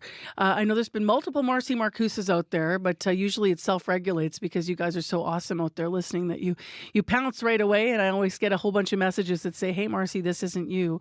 But if it's happened to you, how'd you deal with it? 788-3205. It's time for morning sports now. Paul McGowan is in once again for Scott. Hi there, Paul. Hi, Marcy. So let's start in the PWHL, where we almost had the league's first champion last night. Almost, yeah. Game 4 between Boston and Minnesota. Minnesota up 2-1, so a win would have given them the first ever Walter Cup. The game goes to double OT. Minnesota forward Taylor Heisey drives the net. Rebound goes to Sophie Jakes. She scores. Gloves come off. Helmets come off. Minnesota hugging and celebrating into the corner. But it's a goal in overtime, and so the league initiates a review of the play. And a couple of minutes later... After review, the call on the ice has been overturned. We have no goal. The Boston season will continue. That is the sound of 13,000 plus angry Minnesotans. Yeah. And their night would not get much better. Just a minute later, Alina Mueller wins it for Boston to force a Game 5. She talked after the game about the heartbreak she'd inflicted on the Minnesota crowd. Yeah, I had no doubt that it was goaltender interference. And I knew, that's tough if you get a goal overturned. The momentum is for the other team, for sure. For us, just from a mental side. It reminded me of the World's final, I think. It was Finland against the U.S., where the same thing kind of happened. And, it's pretty tough if you're on the other side. So confident, had no doubt that it was goaltender interference. So a deciding Game 5 in that series, and the first ever Walter Cup champion will be crowned on Wednesday. Man, oh man. Now let's stay with hockey. The Edmonton Oilers getting set for Game 3 of their series with Dallas. And that series tied up at 1 game apiece. The Stars get a win on Saturday to even things up. From an Oilers perspective, you're tied 1-1 against a very good hockey team. You're coming home for the next 2 games. But it's playoff hockey in Canada, third round playoff hockey in Canada. And so Edmonton coach Chris Knobloch was asked if he'll change things up after Saturday's loss. It comes down to inches. We were having this conversation after 1 game against Vancouver. We'd lost, and their goalie played really well, but we missed opportunities. And through the course of a season, there's always times when things are just going in for you and times when they're not. I don't think we need to panic. Over a course of time, things will go in. There's going to be things that we'll look at, but overall, we're not going to be blowing things up and saying we need to change how we're playing. So there you go. No major changes and no panic from the Oilers at Game 3 tonight at 7:30. And let's end on tennis. The French Open is underway. Yeah, and it begins this morning for Canada's Leylah Fernandez. She starts her tournament against Jessica Ponche. Now, Fernandez has had success at the French Open. She went to the quarterfinals 2 years ago. If she finds similar success this year, it might be because of her newfound good luck charm. It was my first meal in Paris. I wanted to eat at an Italian restaurant. And as I was sitting, the waiter comes up after taking our drink orders. And he said, there's this couple downstairs, Canadian, who wanted me to give you this loonie. So, yeah, I thought it was quite nice. Hopefully, there's quite some luck with it. I'm bringing that loonie with me everywhere. That is good luck. A Canadian couple vacationing in Paris who follow tennis closely enough to recognize Leylah Fernandez, and they still carry cash. That is one heck of a rare, right? Yeah. One heck of a rare loonie. So Fernandez starts her morning in about a half hour. Things have been pushed back a bit because of some rain. Also on the court today, Bianca Andreescu. She's been off with a back injury, hasn't played in 9 months. So a big morning for her as well. All right, thanks a lot. Thanks, Marcy. That is Morning Sports on CBC with Paul McGowan. I'm Marcy Marcuse with our team here at Information Radio. Thanks for joining us for the morning show. Hopefully you had a great weekend, getting into Monday, a little cloudy out there. The commute's moving fine, though, 788-3093 if you want to pass anything along we should know about.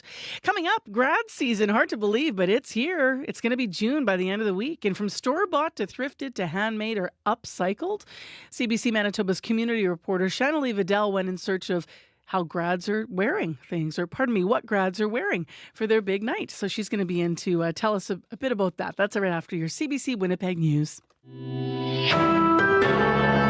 This is CBC News. Good morning. I'm Heather Wells in Winnipeg. At 7:30, we still have a chance of showers today. Otherwise, a mix of sun and clouds, a high of 15. So still on the cool side, but we will see warming through the week.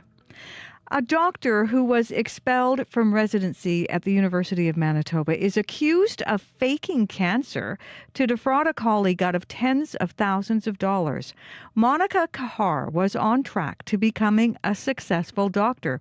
She now isn't allowed to practice medicine in Canada after it was found she altered documents and emails and faked a serious illness. The College of Physicians and Surgeons of Manitoba says she is unfit to practice medicine. Megan Levine had lent Kahar $160,000 4 years ago and has been trying to track her down to pay it back ever since. When you have all the capabilities to have a very successful career, you're charismatic, you're well put together, you have all the components for a successful life, yet you choose to manipulate, steal, and defraud people. Kahar refused to do an interview with CBC or provide information. She has not yet paid Levine back. You can hear more on this iTeam story coming up in the next half hour right here on Information Radio. Well, a fire on Logan Avenue this morning is sending smoke over parts of the city, and it could impact some people. CBC reporter Megan Ketchison is on Logan right now. Megan? Well, I was speaking with the fire chief here at Logan and Maud, and they were called here about 4 o'clock this morning. There was a smoke just billowing and flames coming from a warehouse that's just in behind GNL liquidation sales. It was a boarded up warehouse, but it was used for storage for GNL sales. Now, I was speaking to Platoon Chief Doug Greaves, and he tells me that it's a stubborn fire and there's lots of smoke that is being pushed south by the wind. Residents should be aware heavy smoke is emanating southwards from this location. Just be aware, anybody with respiratory distress, to possibly stay indoors until that clears. Now, they are trying to air out the actual sales building of GNL sales. Smoke is just pouring from the back of the building where fire crews are pouring water on it. The fire chief tells me that he believes they'll be here until at least noon. Reporting live, Megan Ketchison, CBC News. Thanks so much, Megan. A caution now. This next story deals with suicide. The death of a patient is renewing calls for safety measures at the Crisis Response Center. Sources tell CBC News a patient there harmed himself with scissors. Police on the scene tasered him. He was taken to the Health Sciences Center for surgery. The next day, he was released from his restraints. He escaped and died by suicide in the hospital. Jason Linklater is president of the Manitoba Association of Healthcare Professionals, which represents some workers there. The Crisis Response Center has not increased the number of crisis clinicians since the center opened in 2013, and they have only one security guard on shift at a time. During that time, the number of people seeking help has increased. Staffing has not increased. Shared Health has launched an internal investigation. A new community group is about to hit the streets of Winnipeg. Morgan's Warriors aims to honor Morgan Harris, one of 4 women killed by admitted serial killer Jeremy Skibitsky. Artist and traditional helper Jeannie Whitebird says the group has an incredible opportunity for connection. It could have the potential to reach families and to speak at that personal level, in that personal perspective of someone coming, who doesn't come from an organization, that just comes from a person who's there in heart and spirit. Morgan's Warriors will be led by Indigenous women and Harris's family members. The group wants to serve and honor the memory not only of Harris, but all missing and murdered Indigenous women, girls, and Two-Spirit people. The cancellation of a high school exam set to be written by students across the province today has led to what is being described as fear-mongering online. The province has said the grade 12 English provincial exam was suspended because of permission issues with materials in the exam. Carly DeBetz says she and other parents received notice of the cancellation on Friday, and since then she's noticed rumors about the cancellation swirling on social media. I just think it's a copyright thing, but I do wish that we had been, it was so abruptly that the email came out with such little information. It just leaves it open to a lot of interpretation. The province says information about a rescheduled delivery of that exam will be released this week. And south of the border, damaging storms have moved through part of Missouri, and more bad weather is expected today. Watching the news, and then all of a sudden it got dark. And when they say about hearing the train? We went to the basement and we looked out the door and I could see the trees swirling and cracking. St. Louis resident Charlie Natch, at least 18 people were killed across several states over the weekend, more than 100 injured. Funnel clouds were reported in parts of Texas and Oklahoma. As of this morning, Kentucky is under a state of emergency. Excessive heat warnings are also in place for several states. You can find the latest national and international news. You can hear it coming up on World Report at 8, and find Manitoba news at cbc.ca/Manitoba. All right. Thanks very much, Heather. You're welcome. Well, I'm going to do traffic first because actually the big thing we just got a call about it relates to what was in the news. So Megan was on site that fire at G&L, and that is on Logan, and it's near McPhillips. And the caller actually said around McPhillips, it's starting to back up on Logan westbound, and that's just because of smoke crews in the area trying to get that fire under control. So Logan westbound is starting to back up. And thank you, Sean, for the call. 788-3093 is where you can give us a call. And of course, there are responders on scene, as you were heard in the news. And just one additional smaller traffic note. Westbound Portage between Booth and Sturgeon is the curb lane's closed there due to water work. Any other things in the commute, please give us a call, 788-3093. Abby, let's get into our regional forecast. Cloudy outside, that's what I'll tell you, my friend. It's 11 degrees. Throughout the day, we should be expecting a mix of sun and clouds later, with occasional showers here and there, and a chance of a thunderstorm later. Temperatures will be reaching a high of 15 today in the city of Winnipeg, and we should be seeing the breeze come from the northwest later. And tonight will be partly cloudy, and possibly we'll see some evening showers and thunderstorm also. Heading west to Brandon right now, it's 9 degrees and mostly cloudy. For folks in Brandon, anticipate a mix of sun and clouds today with a chance of showers and a risk of thunderstorms sometime in the afternoon. And the wind will be picking up from the northwest. You'll be reaching a high of 16. Moving north to Thompson, where it's currently 5 degrees and cloudy. We should be seeing a mix of cloudy conditions and a 60% chance of morning showers, which will be clearing up as you move into the afternoon period. And the highs will hit 11 degrees today. Farther north in Churchill, where it's -2 and mostly cloudy, today's forecast calls for a mix of sun and cloud and a northeast winds. Highs would be around +2.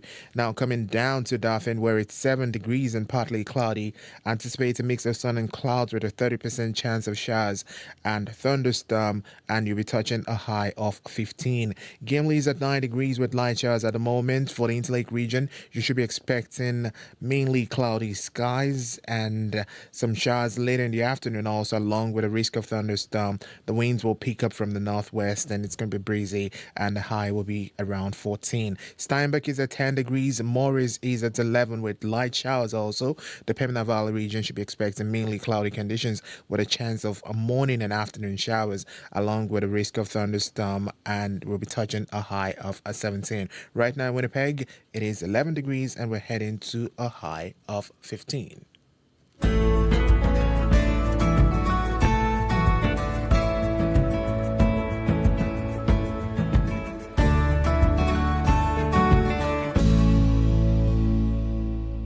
Well, up next on CBC, it's the season. Blossoms are blooming, birds are chirping, and students are receiving diplomas. That means that high school seniors will soon be dressed to the nines in gowns and suits for grad. But the process to get that perfect look is very meticulous. CBC Manitoba community reporter Shannalee Vidal is here in studio to tell us about some of the places that are helping to outfit grads for their special nights. Good morning, Shannalee. Good morning. I actually love grad season. I love when I accidentally see people posing in the parks and all dressed up. I just love it. But for those who want to purchase a brand new dress, like brand new, how does it work?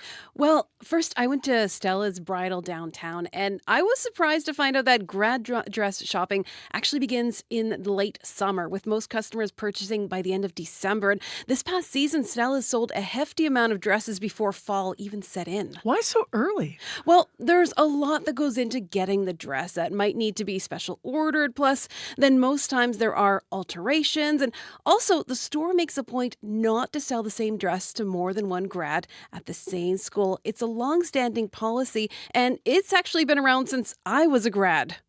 For that reason, a lot of the girls really start shopping early. This past season, we sold more before September than we've ever done before, because there's, the competition, the I want to get that dress first kind of situation.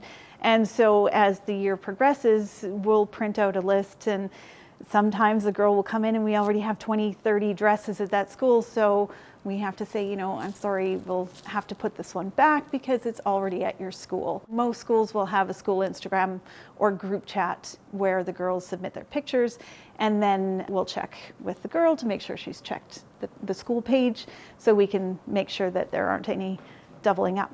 So I guess it's really about not wanting it to come down to a case of who wore it best. Everybody can have a dress and feel special on the day and not feel like they have to compete with somebody else. That's Dee Dee Hunt, manager of Stella's Bridal. And Dee Dee says, though, don't worry if you don't have a dress yet, because there's still plenty of dresses available off the rack. But of course, in-house alterations are booked up. And that's because wedding season and grad season both intersect at this time of year. So what are the trends? What's hot this year when it comes to dresses? Well, at Stella's, the classics like navy, wine, and blush are popular, as are big bows and pearls. And bright colors are also in the mix, including shades of Barbie pink. And actually, seamstress Melissa Weiss of Serenity Creations also says she's been getting a lot of requests for bright colors and a lot of bling as well. It feels kind of like the 80s. I'm dating myself, but it's all back, 80s, 90s, right? When I'm seeing all these dresses, it's so vibrant and colorful and exciting, actually. How long does it take to make a grad dress from scratch? Well, it's actually pretty similar to getting a brand new dress in a store, an 8 to 10 month timeline, because there's, a lot of measuring, designing, there's fabric selection. Now, another option is reworking a dress into something unique. And that's what was happening when I was there and I saw this dress pinned to a mannequin. We brought up the idea of doing it a few different tones of purple to add that grad aspect into it. We removed the lengthy train that it had and kind of gave it this two-tone effect by removing each layer and dyeing it separately. This dress actually also had a full top with sleeves. So our first reworking was from bringing it from a very vintagey wedding dress into a more modern grad sort of dress. So we removed the sleeves, removed the top, reworked the top so that it could be a sweetheart neckline. It had to be brought in as well, as it was a little bit big. And then of course the hemming of the dress. It's a whole new dress. Yes, it is. Yeah. And it's part of my job that I love, seeing one thing completely transform into another. And Melissa says it won't be possible to make a gown from scratch in time for next month on that short notice. But of course, there are plenty of dresses on hand that can be reworked. Can we talk about cost for a second? And maybe the idea of a secondhand dress and changing it up might help. But what about for those that want to take an even thriftier approach to grad? Well, there is a charity thrift shop in Brandon called the Nearly New Shop, and they sell a lot of grad dresses. Marlene Brichon is a coordinator and volunteer there. We're just amazed at how many people come looking for dresses, as you say, for graduation. And now it seems like even grade 6 has a graduation and young girls are coming in. And then another one sometimes at grade 9 if they're moving schools. And then grade 12 and even the university. It's become a good money maker for us. And our volunteers, some of them are very, very good at helping. They'll bring out a dress and say, why don't you, try this one on? I think this is a good color for you. And the customer might, I don't know. Some of them are very helpful. And they'll even give suggestions, if you just put this pendant here, or if you just had these shoes. And we have nice shoes in the shop, too. sometimes the girls go to try on a pair of shoes because the dress is, a bit long, and they go and find a pair of those high-heeled shoes and come sashaying out and end up buying the shoes as well. It's very enjoyable. Marlene told me that people come by and talk about their memories when they drop off used dresses and talk about where they wore it. And there are also lots of brand new dresses that get donated. How did you find out about that store? Well, the Nearly New Shop has a presence on social media where they post about what items come into shop and feature customers who have found something special. And Marlene says that people come from outside of Brandon to shop because the word gets around. The average dress price is $50, and it's helped to raise a fair bit of money towards equipment for patients of the Brandon Hospital. So we've covered dresses for grads. What about suits?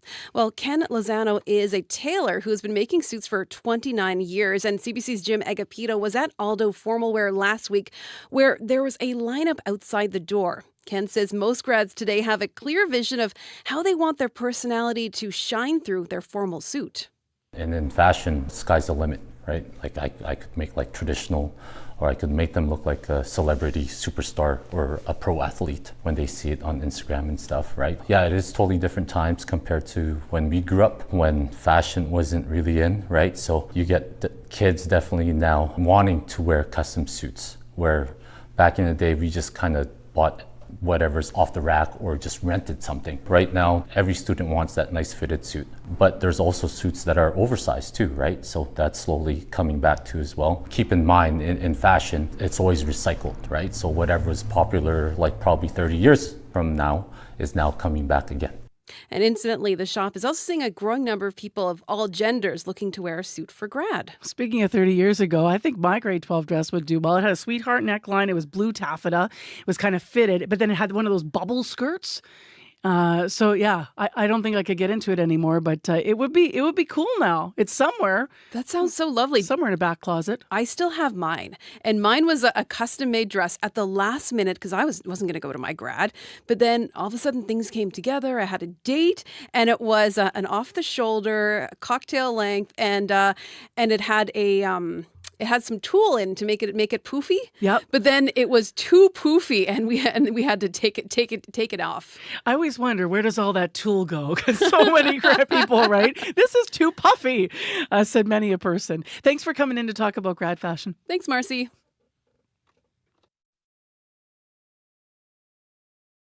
$788-3205 if you've got a classic to tell us about. Right now it is 12 minutes to 8 o'clock. I'm Marcy Marcusa with the team here at Information Radio. I hope your morning's going well so far and the house is not too busy. I know that at this time of year, when you get June's at the end of the week, people start getting really restless, right? All the kids getting excited. Starting to. It is 11 degrees in the city, lots of cloud cover and a chance of showers. Well, next, a little bit of a tune from Manitoba's own Two Crows for Comfort. This is Next to Me.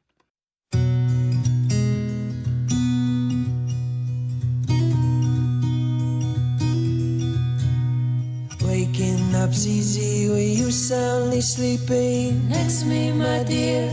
Next to me, my dear. Say what you mean as you stare at the ceiling and whisper in my ear, whisper in my ear. I'll go if you go next to me. Thoughts for the stealing when you are there dreaming. Next to me, my dear. Next to me, my dear. Take what you need, then you kiss me when leaving and whisper in my ear, whisper in my ear. I'll go, you go next to me. Don't need to look for the love in your eyes.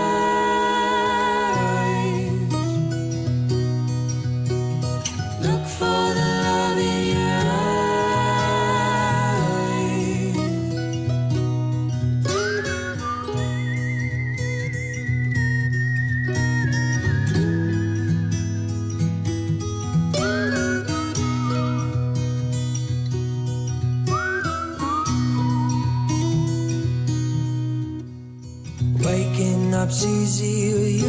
soundly sleeping. Next to me, my dear, next to me, my dear.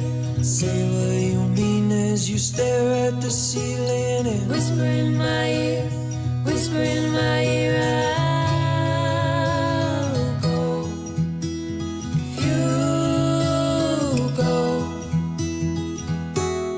next to me.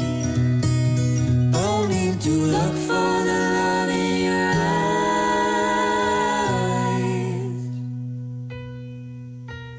Look for the love in your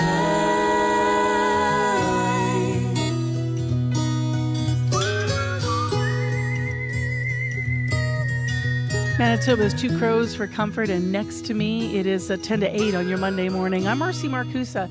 This is Information Radio. Chance of showers once again today, in case you're curious about that gray sky out there, and a high of 15 degrees. Well, next, let's build on the story that's been in the news this morning. Wow, what a story. A Manitoba doctor who was expelled from residency is accused of faking cancer to defraud a colleague out of tens of thousands of dollars. She promised to pay it back, but has not. So CBC tracked her down. The CBCI team's Caroline Bargood is in studio to talk about that. Good morning. Hi, good morning. There's so many layers to this. I mean, let's start at the beginning, though. Why is a Manitoba doctor accused of defrauding a colleague in the first place? So Dr. Megan Labine is an Ontario physician. Now, back in 2018, she was doing her residency in Thunder Bay, and she had been elected to represent her school at meetings for a national organization called the College of Family Physicians of Canada.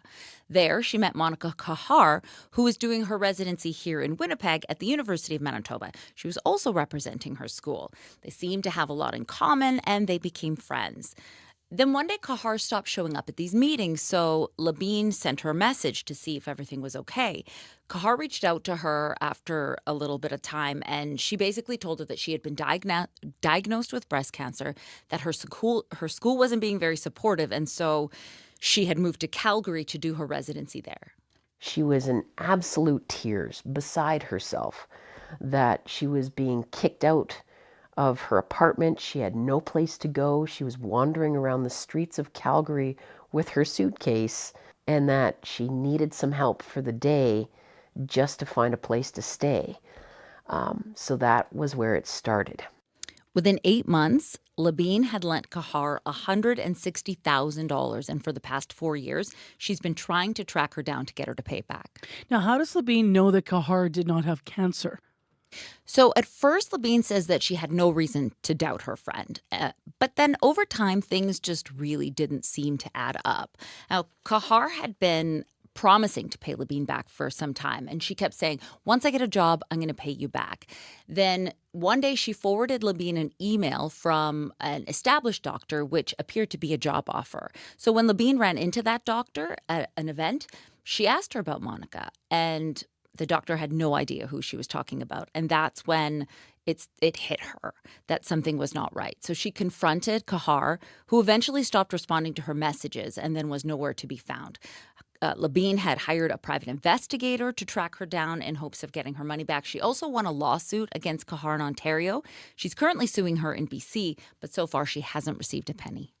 I'm not going to lie. At the start, I felt absolutely humiliated because you think to yourself, how could I be so stupid as to be led on like this? And for me, there was nothing more than simple friendship. So I thought, man, my judge of character is totally off. And you feel betrayed and horrified, like you have no idea how somebody can do this to somebody when all you offered was the olive branch of friendship.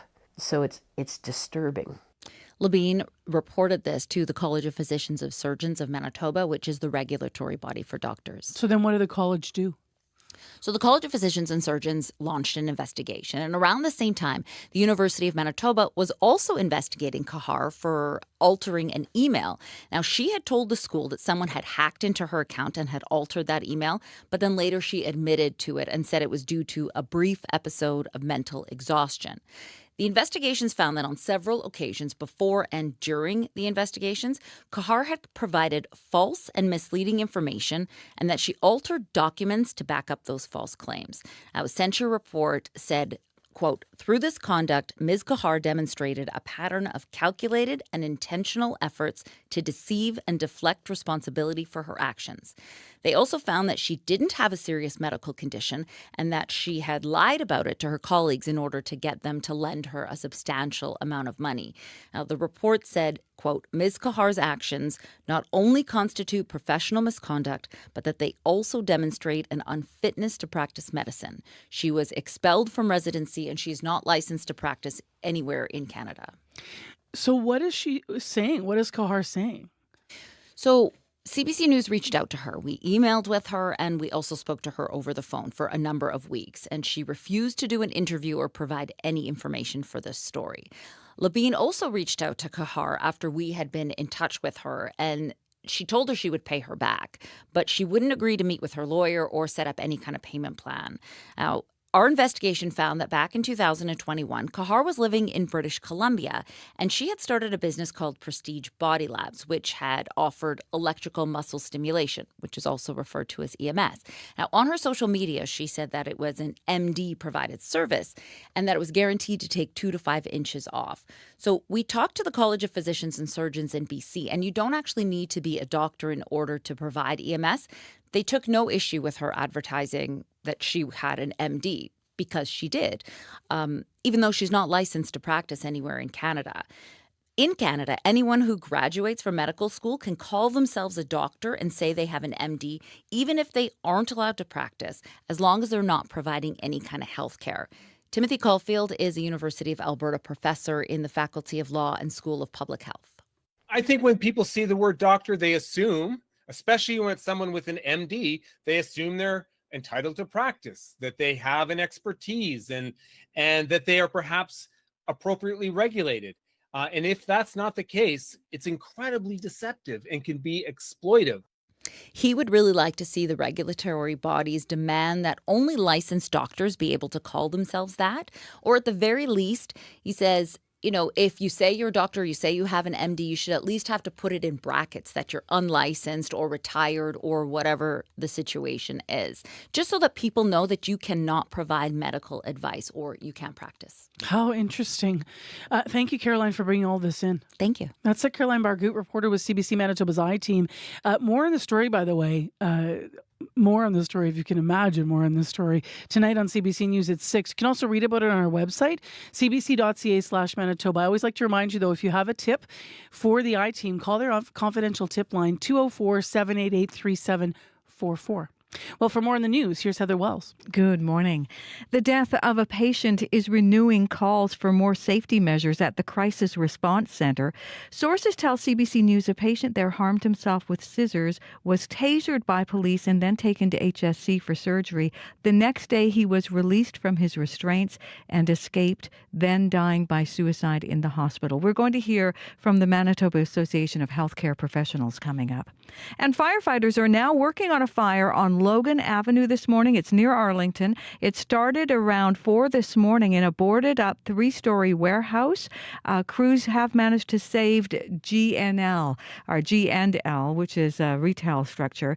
But smoke is the issue, billowing south of that fire. And people are being told, if you live in the area where that smoke is, take precautions if you have respiratory issues.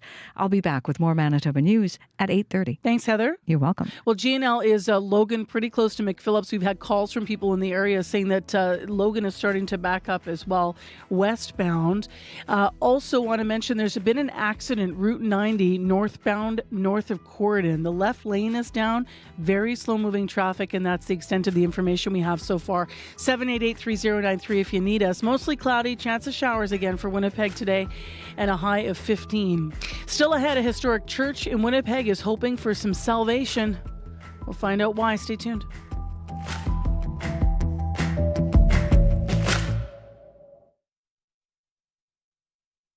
On Cue with Tom Power.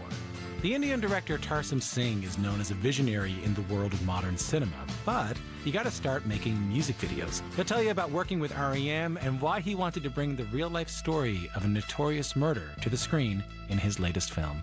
I want to stay here with you forever.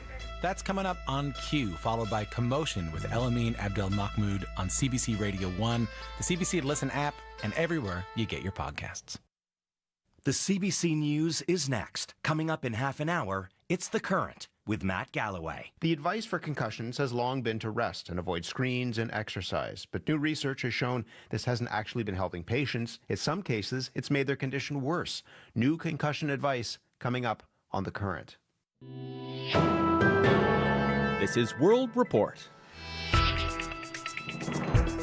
Good morning, I'm Peter Cowan in St. John's. Cut your emissions or pay hefty fines. That's the message the City of Vancouver is sending with a new bylaw, the first of its kind in Canada. It targets large retail and office buildings. Starting June 1st, owners have to start tracking and submitting their emissions. The bylaw was inspired by similar measures in New York, Boston, and Washington. As Tanya Fletcher tells us, many are on board with the retrofits, but say it won't be easy.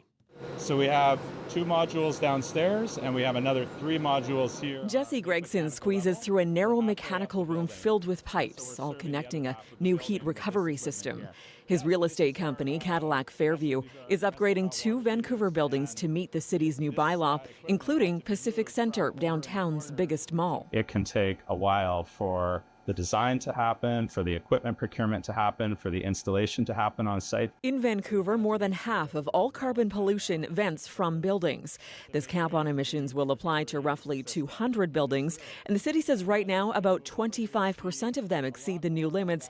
Typical fines would range from $10,000 to $30,000 a year.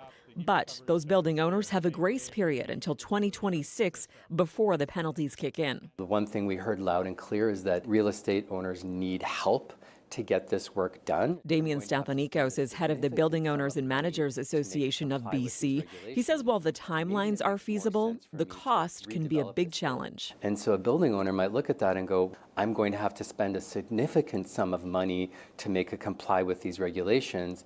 Maybe it makes more sense for me to redevelop this building and tear it down. Ultimately, Vancouver's goal is to cut big building emissions in half by 2030 and altogether by 2040. Tanya Fletcher, CBC News, Vancouver.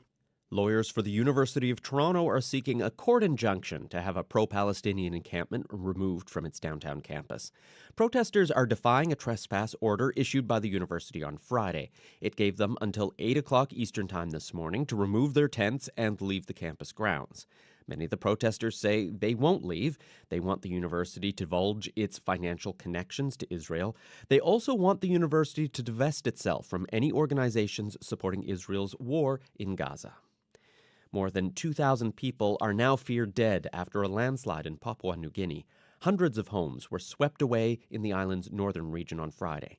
Many of the islanders were asleep when the side of a nearby mountain collapsed. Dominic Velitis has the latest.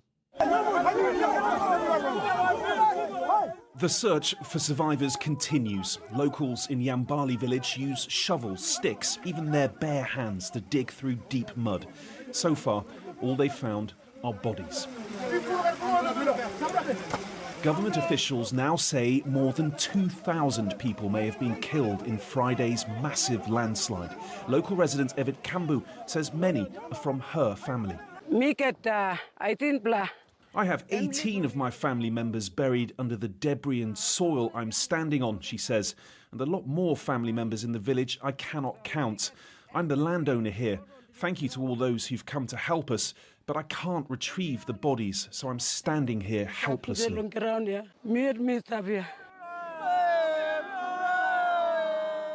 Many here and in other affected villages are mourning. A wider rescue effort is underway, but there are problems getting access to the site. Conditions on the ground are perilous, and the debris in some areas is 8 metres deep. The international community is now responding to this disaster, with both Australia and China sending aid to the area. Dominic Velitis, CBC News, London. Memorial Day plans for millions of Americans may have to be cancelled today.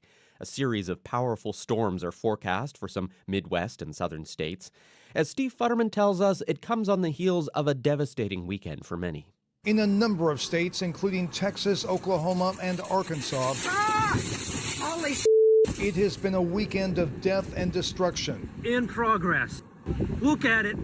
Tornado on the ground right now. There have been more than 1,000 reports of severe weather, including more than 50 tornadoes. One of the hardest hit areas, Valley View, Texas, where 7 people were killed. This man barely survived at a truck stop. I kid you not, 30 seconds in, someone goes, "Get to the bathroom now!" The truck stop was destroyed. This woman in Arkansas rushed her family to the most secure part of her home. The house just started to shake violently, and I was like, nope, let's go to the laundry room. Trees have been toppled, power lines are down, thousands are without electricity. Giant big rig trucks were knocked over. Some people have returned to their homes only to find complete destruction. This man in Texas. I'm still trying to process it. It's shock. Just everything you had, worked so hard for all these years is gone. And this weather system isn't over. It's now moving east. In the next 24 hours, it could bring severe storms along the East Coast. There are severe weather watches in places like New York, Washington, and Nashville. Steve Futterman for CBC News, Los Angeles. Extreme weather is also hitting parts of South Asia today.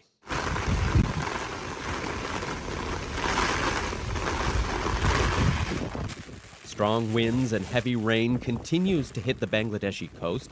Tropical cyclone Ramal made landfall there last evening. It also hit India's West Bengal region. At least 4 people were killed. Millions of people are still without electricity.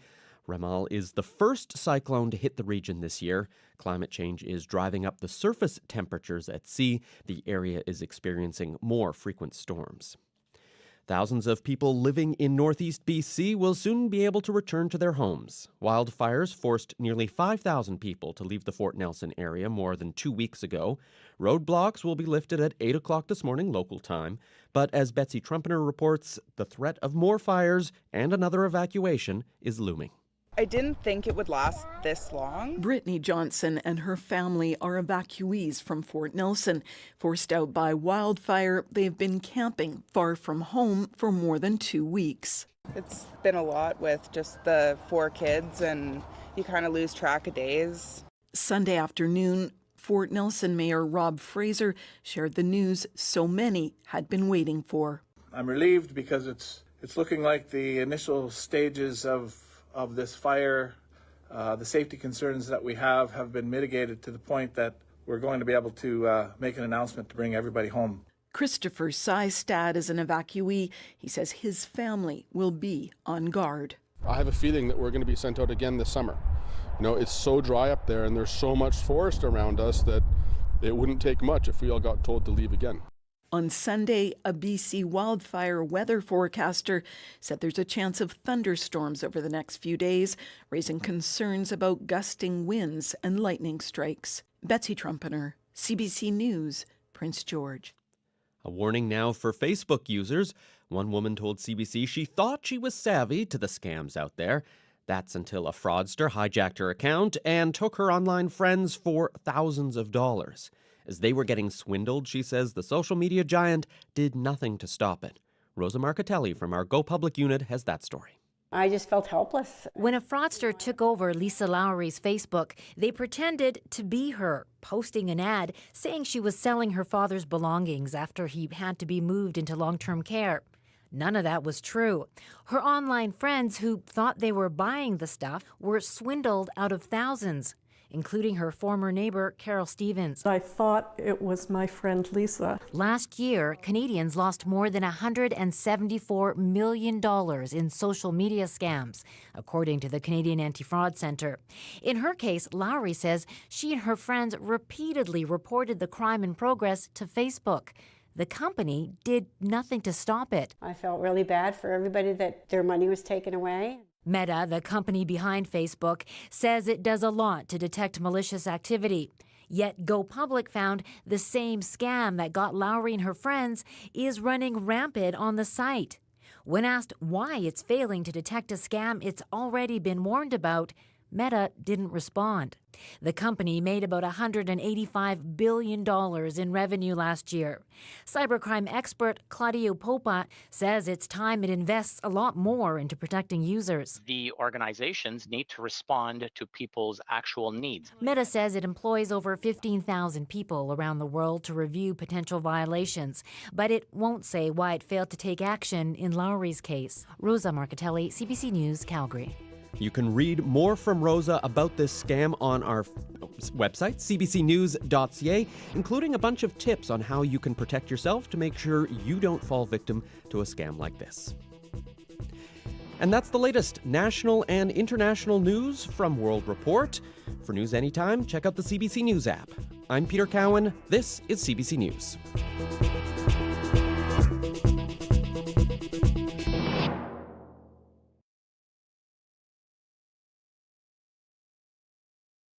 Yeah. In downtown Winnipeg, and we are expecting rain. I know you're shocked. We've had a lot of it, haven't we? This won't be heavy showers, though. Thanks for being with us.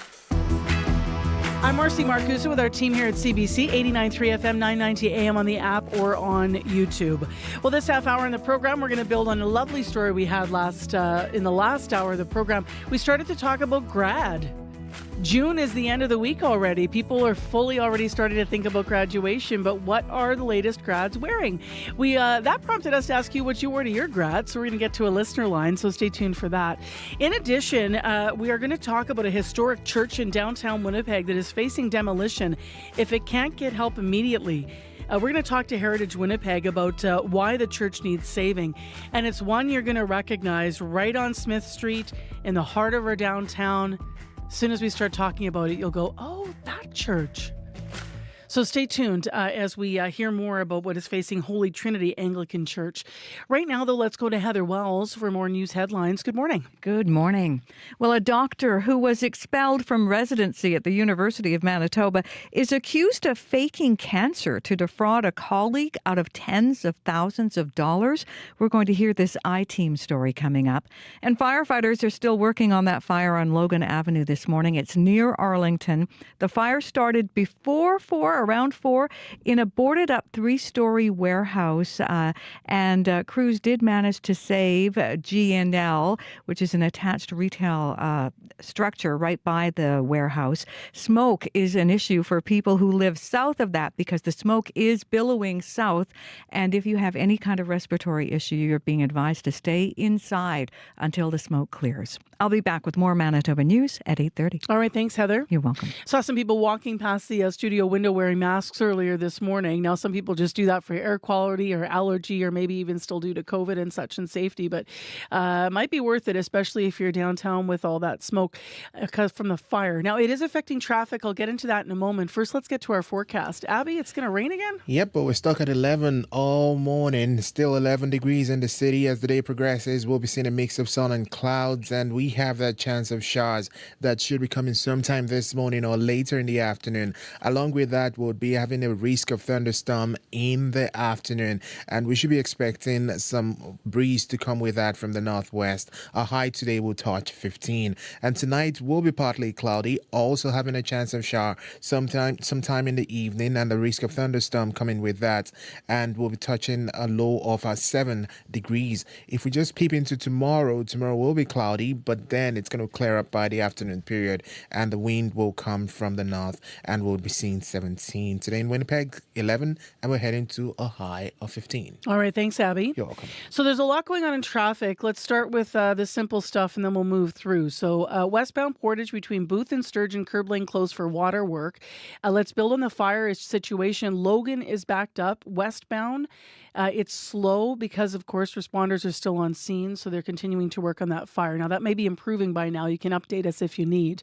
And then we have this accident, and this one seems to be creating a larger delay now.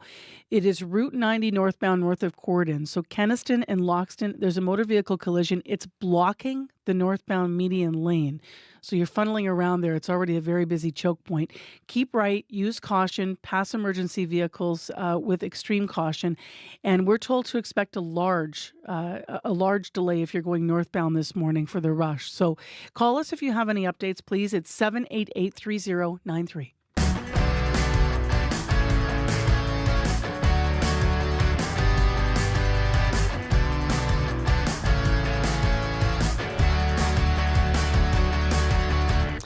last weekend might have been the last time that Winnipeggers got to walk through down the aisles of the Holy Trinity Anglican Church. The church was designated a National Historic Site in 1990 because of its unique Victorian-era Gothic architecture and these intricate stained glass windows. You'll know it as soon as I remind you where it is. We're talking Smith Street by Canada Life Centre and nestled also by the library there. It's been part of Doors Open downtown. It has the spires on top and a bell tower, and as I mentioned, lots of signature architecture. But the building itself faces demolition. It needs millions of dollars in repairs. Church volunteer Joan Lloyd says that it's heartbreaking because she's deeply connected to it. I'm hoping that I will find $7 million buried in my front yard or something. No, I'm hoping that people would come forth and help in whatever way, because we need it. That was Holy Trinity Anglican Church volunteer Joan Lloyd speaking to CBC. So the $7 million she mentioned, that's the number. That's what the church's vestry committee says it needs to make repairs. The congregation doesn't have that money. So what would a loss of that building mean for our downtown and for our city? Cindy Tugwell's in studio, Executive Director of Heritage Winnipeg, and is here to talk about it. Good morning. Good morning. This is a big one. This is one of those iconic spots where most people in our city are going to go, oh yeah, like I said before, that space. What is the significance? Can you talk more about it? Well, on so many levels, this is a landmark downtown heritage building, very conspicuous on the corner.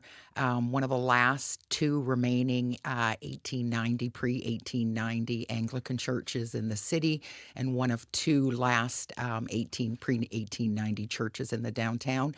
And it was a landmark building when it was opened. And so we're talking a 140-year-old original stone church building. And I think what it also means is not just to the church and the congregation, but what it means to the entire city. It's central. It's recognizable.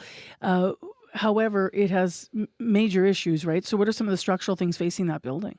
Well, I read part of the report, and I think I was confused that it was left so long. I think that there was areas in the report that clearly decades ago there were indications that work should have been done, and we're a big supporter and advocate of maintenance work, because a lot of people don't have $7 million, but sometimes when you can phase this work and the disrepair to a building, not only do you save costs by doing it faster, but you can phase it and budget it. So you wouldn't be faced with this crisis right now. So what are the problems for people that haven't been following along?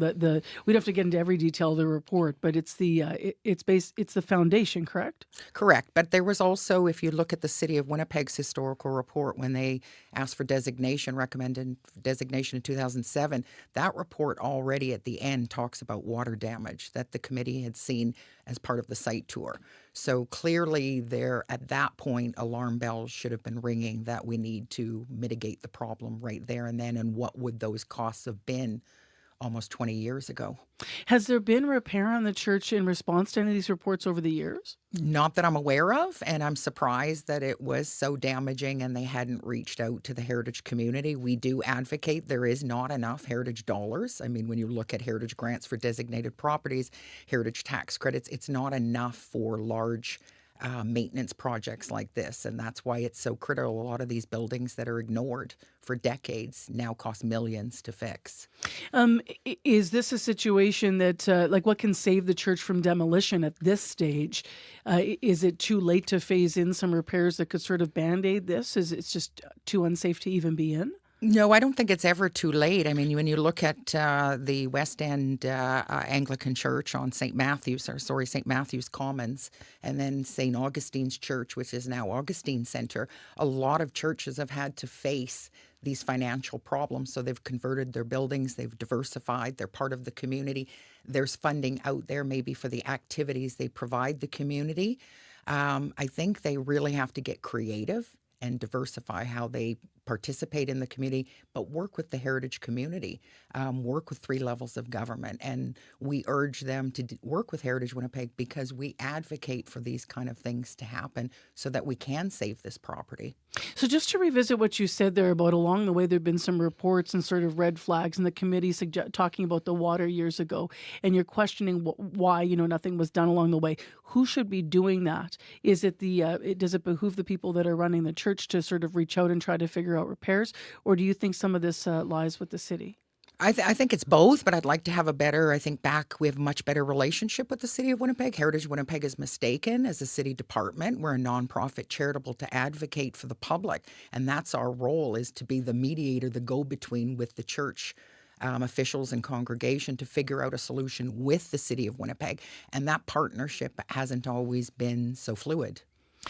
In terms of structures you've been able to save, what can people do to prevent the loss of more heritage buildings like this in Winnipeg? If you want to elaborate a bit on sort of who you've worked with and where you have made gains with groups, even though you're not a city department, where you've assisted them and made some gains. Well, I think when you look at a lot of vacant buildings in the Exchange in downtown over the last 20 years since Centre Venture was enacted, a lot of people said the James Avenue pumping station or the former Royal Bank building at 504 Main, now the Culinary School, they wrote those off and said they've been vacant for years and they're structurally unsound. There's a lot of buildings that we can save, but I really stress maintenance is critical, and when there's water damage and when there's problems with roofs, that's very typical with a lot of heritage buildings, it's usually maintenance that brings them down.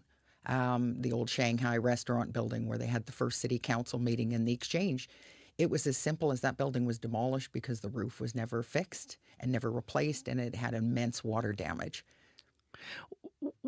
What would the loss of this church mean for Winnipeggers? I know you said right at the beginning, that this would be significant on a lot of levels, but when you think about it now, because we're going to have to see what happens next. Well, I believe our built heritage is our tangible history, and this is a part of our identity, of our city, of our province, and we lose a little piece of that history in our soul. I think people, visitors always come to the historic part of the city. They want to learn about who you are. Winnipeg was a very important city, gateway to the West at the turn of the 20th century. This is a very rare 19th century stone structure. And what it could represent going forward in the future is to again embrace downtown community. This is something that could be a loss for all Winnipeggers as opposed to just looking at it as a church downtown. And I think it's very important that we step up and try and help if we can. Where can people reach out to you, Cindy, in Heritage Winnipeg if they want more information, or maybe they're listening and thinking, wow, I work out of an old building, a historic building, and maybe we should get some advice from Heritage Winnipeg? Just to contact our organization. All our information is on our website, and you can see a lot of the advocacy issues we've been involved in sometimes take years. There's no easy fix. I think this could be easily 5 to 10 year plan, but I think it's talking about in the sense of, can we save this property before we write it off and feel it has to be demolished? That's a conversation I'd like to have. Thank you for coming in. My pleasure. Thank you. Cindy Tugwell is the Executive Director of Heritage Winnipeg. You can check out their website for more information. And for more information on the story this morning, including photos, please visit the CBC Manitoba website at cbc.ca/Manitoba. Narrative, lyric, heroic, romantic, verse, or prose. The 2024 CBC Poetry Prize is on. Send in your best unpublished poem or poetry collection. Up for grabs, cash prizes from the Canada Council for the Arts, a 2-week writing residency at the Banff Centre for Arts and Creativity, and your work published on CBC Books. Contest closes June 1st. For rules and more, go to cbcbooks.ca. This is your heart. This is your heart after discovering a new CBC podcast.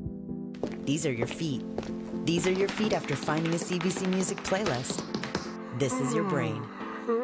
This is your brain after hearing your favorite CBC radio show. Fall in love at first listen with the CBC Listen app. Stream CBC audio anytime, anywhere, all for free. Download CBC Listen today. What a pesky Monday morning in traffic we're having.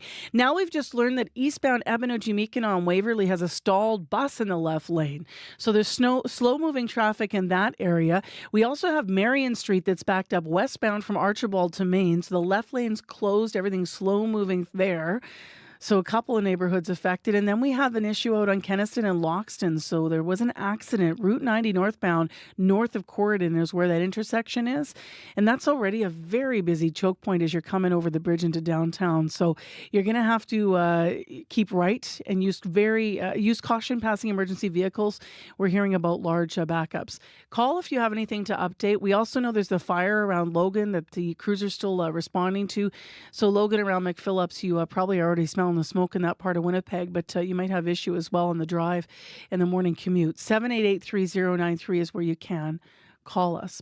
Well, speaking of calls, we got a call on a completely different topic, not on the commuter line, but on a story we started about grad. We were hearing about the trends with this year's whatever people are wearing to grad, the different outfits for grad, and we asked you what you wore to grad. Brings a lot of memories back. When I was 19, I graduated. And I went to Clifford's on Selkirk Avenue, right by Salter Street, and picked out this beautiful lime green with a mandarin collar, sleeveless chiffon dress for my graduation. And it was just beautiful. Anyway, looking at how much people pay for dresses now and how stylish they want them to be, it's fantastic how much they pay for them. And for my daughter, she graduated in 89 from Daniel Mac, and I made her graduation dress. It was a beautiful royal blue, and it took me 3 patterns to get the style that she wanted with a flounce and, different things. So, brought back a lot of memories. Thanks, Marcy. So we're going down memory lane with the grad outfits if you want to call. It sounds like you were really stylish. That was Diane, by the way, in the listener line. I love that. Lime green mandarin collar. I'd wear that now. You can call us and tell us about what you wore to grad. 788-3205. And bonus points if it was remade and reworn somewhere else. Maybe you've passed it down through your family. Well, a bit of music next. And considering his latest release is only an EP, Orville Peck has sure packed a punch with the amount of guests he's found to share songs with him. Elton John, Willie Nelson, Noah Cyrus, and Juno winner Allison Russell. Here's Orville and Allison's duet. It's called Chemical Sunset. When the night comes, will you sing this song? It's not a blanket, not a cradle, baby. If you think you're able, you need to take this rough medicine. Ooh, when the night comes, will you sing this song? It's not a blanket, not a cradle, baby. If you think you're able, you need to take this rough medicine. I've been sipping poison, waiting on the ocean to come and sweep us away.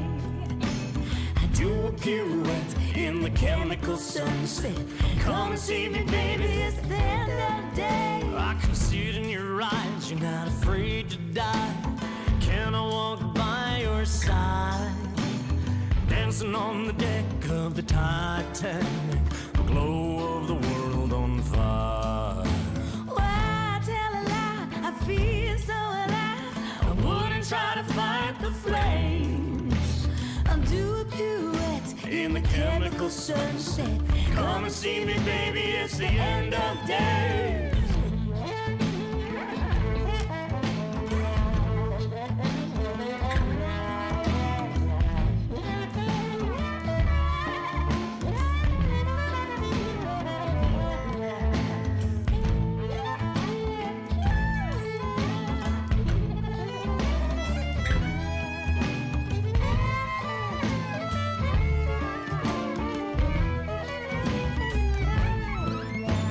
Why tell a lie? I feel so alive.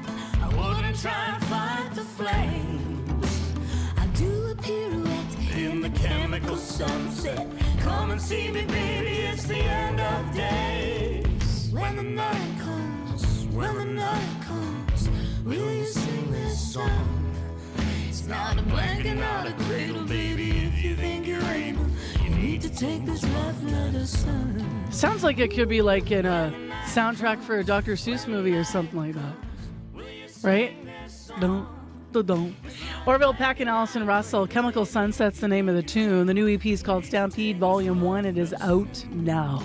Well, Janet's in studio and she's moving along to the music, and that actually goes right into your calling conversation. It does, actually, because I find that it's difficult to get moving when it's cloudy. Yeah, a lot of people do. I find it difficult at the best of times, quite honestly. It's so easy to say, oh, I'm too tired, oh, I'm too busy, I'm too whatever. But the connection between body movement and how you feel in your mood and how much you're able to get done in your life, your relationships, like it's real. There is a connection there, and the more you move, the better you're going to be. So we're going to ask you today, how do you get motivated, especially on a cloudy Monday? What do you do to get yourself motivated? And our guest today in our calling conversation is a ball of energy. Her name is Shanna, and she is one of the members of this amazing group in Winnipeg called the Peg City Steppers, who invite people to get out and get walking with them. So there's a thought. I love that. You could join them. So Janet always pops in to tell us about the conversation. It happens between 12:30 and 1 on Radio Noon. And you can call live or you can leave a message. And where do they do that? 204-788-3797. Call us anytime. What do you do to get motivated? All right. Thanks, Janet. Thank you. We do have something that is just developing in traffic. The line is getting longer. So I'm talking about the accident, Route 90 northbound North Accord in Kenaston and Loxton, with a motor vehicle, as we've been mentioning, a collision that's been blocking the northbound median lane. So still keep past once you get up there. To be careful when you're passing the emergency crews. Still keep right to pass. But that line apparently is really growing. So take it easy there at Kenaston and Loxton. Your CBC Winnipeg News is next. This is CBC News. Good morning. I'm Heather Wells in Winnipeg. At 8:30, it is 11 degrees in Winnipeg. A mix of sun and clouds in Winnipeg today with a chance of showers. Still kind of cool, a high of 15, and we will see some warming through the week, hopefully at least to normal. A normal high this time of year for the last week of May is 22. A Manitoba doctor who was expelled from residency is accused of faking cancer to defraud a colleague out of tens of thousands of dollars. CBC I-Team's Caroline Bargout has the story. For the past 4 years, Ontario doctor Megan Labine has been trying to get back $160,000 she loaned to a former colleague. Labine met Monica Kahar in 2018 when they were both family medicine residents and were sitting on a College of Family Physicians of Canada committee. They seemed to have a lot in common and became friends. In 2019, Kahar told Labine she had breast cancer and was struggling financially. She asked Labine for money. Kahar was later investigated by the University of Manitoba and expelled from residency and censured by the College of Physicians and Surgeons of Manitoba. I'm not going to lie. At the start, I felt absolutely humiliated because you think to yourself, how could I be so stupid as to be led on like this? Labine won a lawsuit against Kahar in Ontario and is suing her in BC, but so far has not received a penny of her money. Kahar refused to do an interview or provide information for this story. Caroline Bargout, CBC News, Winnipeg. A man remains in serious condition after being assaulted in Osborne Village on the weekend. Police were called to the 400 block of River Avenue just after 9 Saturday night. A 56-year-old man was there unconscious. Officers gave him emergency medical care until the ambulance arrived. Police are now asking anyone who saw anything or who has video surveillance or dash cam video to get in touch with police or Crime Stoppers. Well, fire on Logan Avenue is sending smoke wafting southwards this morning. CBC reporter Megan Ketchison has been on the scene all morning. Megan? Well, this fire was called into fire crews about 4 o'clock this morning, and this is just in behind the GNL liquidation sales at Logan and Maud. So I was speaking with Platoon Chief Doug Grieve, and he tells me what it looked like when they got here. There was flames on the railway track side. Coming from the building, but there was heavy smoke emanating from all sides. Now, I'm told that this warehouse is close to 100 years old. It was boarded up, but used by GNL liquidation sales just for storage. And we're told by the store manager and by the platoon chief that they're going to save the store. So it won't impact the store. It will be closed for a while, but the warehouse is probably going to be a write-off. People living nearby, and particularly to the south and west where the wind is blowing the smoke, are told that they should stay indoors keep their windows and doors closed while this fire is burning, because there is an awful lot of smoke wafting from it. Right now we've got fire crews that are just pouring water on the building, hoping to get it out.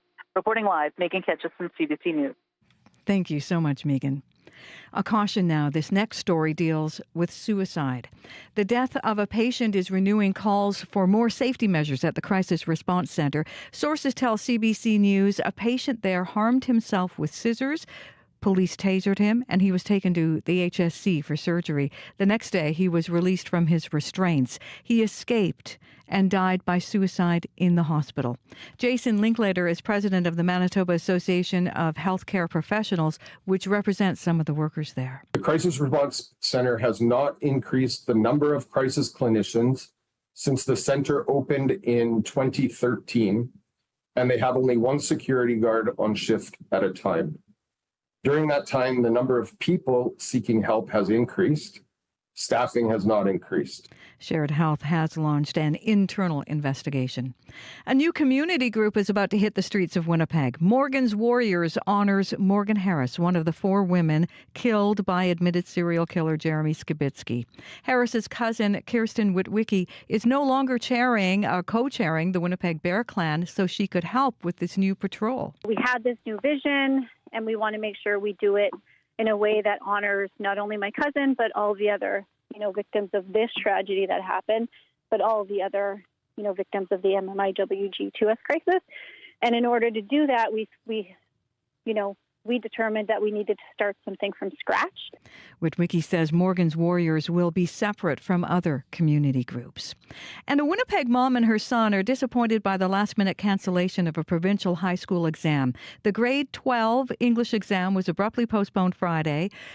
Carly DeBetz says while news of the cancellation may be welcome to some students, for others, she says it can be a source of validation. Some kids, they do prepare, and it's disappointing. They've made an investment into it. And so for us, we were disappointed. He's worked hard. He was looking forward to them. He really thrives off that academic achievement. A provincial spokesperson tells CBC the exam was suspended because of, quote, an issue regarding necessary permissions to use materials within the test. You can find more news updated throughout the day at cbc.ca/Manitoba. Thank you, Heather. You're welcome. Thanks to Heather, Johnny Nicolo, as well as Megan Ketchison in our news center, Heather Wells, that is, as well as May McKillop and Brad Lillies and Abby Adiemi, who's our live crew this morning. Quickly, Abby, the weather? Mix of sun and cloud for the city of Winnipeg. Similar condition for the rest of the southern part of the province, and it's going to be cloudy in the northern part of the province. We're going to be seeing highs from 14 to 17. All right, thanks, Abby. Sorry to make you go quick. Lots of traffic here. I just want to leave you reminding you about the smoke around the Logan situation here with the fire there in Logan and McPhillips area. Also, Kenaston and Loxton. This has crews on scene still as we end the show due to an earlier motor vehicle collision there. So a lot of lanes are backed up, and proceed with caution. Take care, everyone. Thanks for tuning in this Monday morning. I'm Marcy Marcusa. Talk to you again tomorrow. Bye.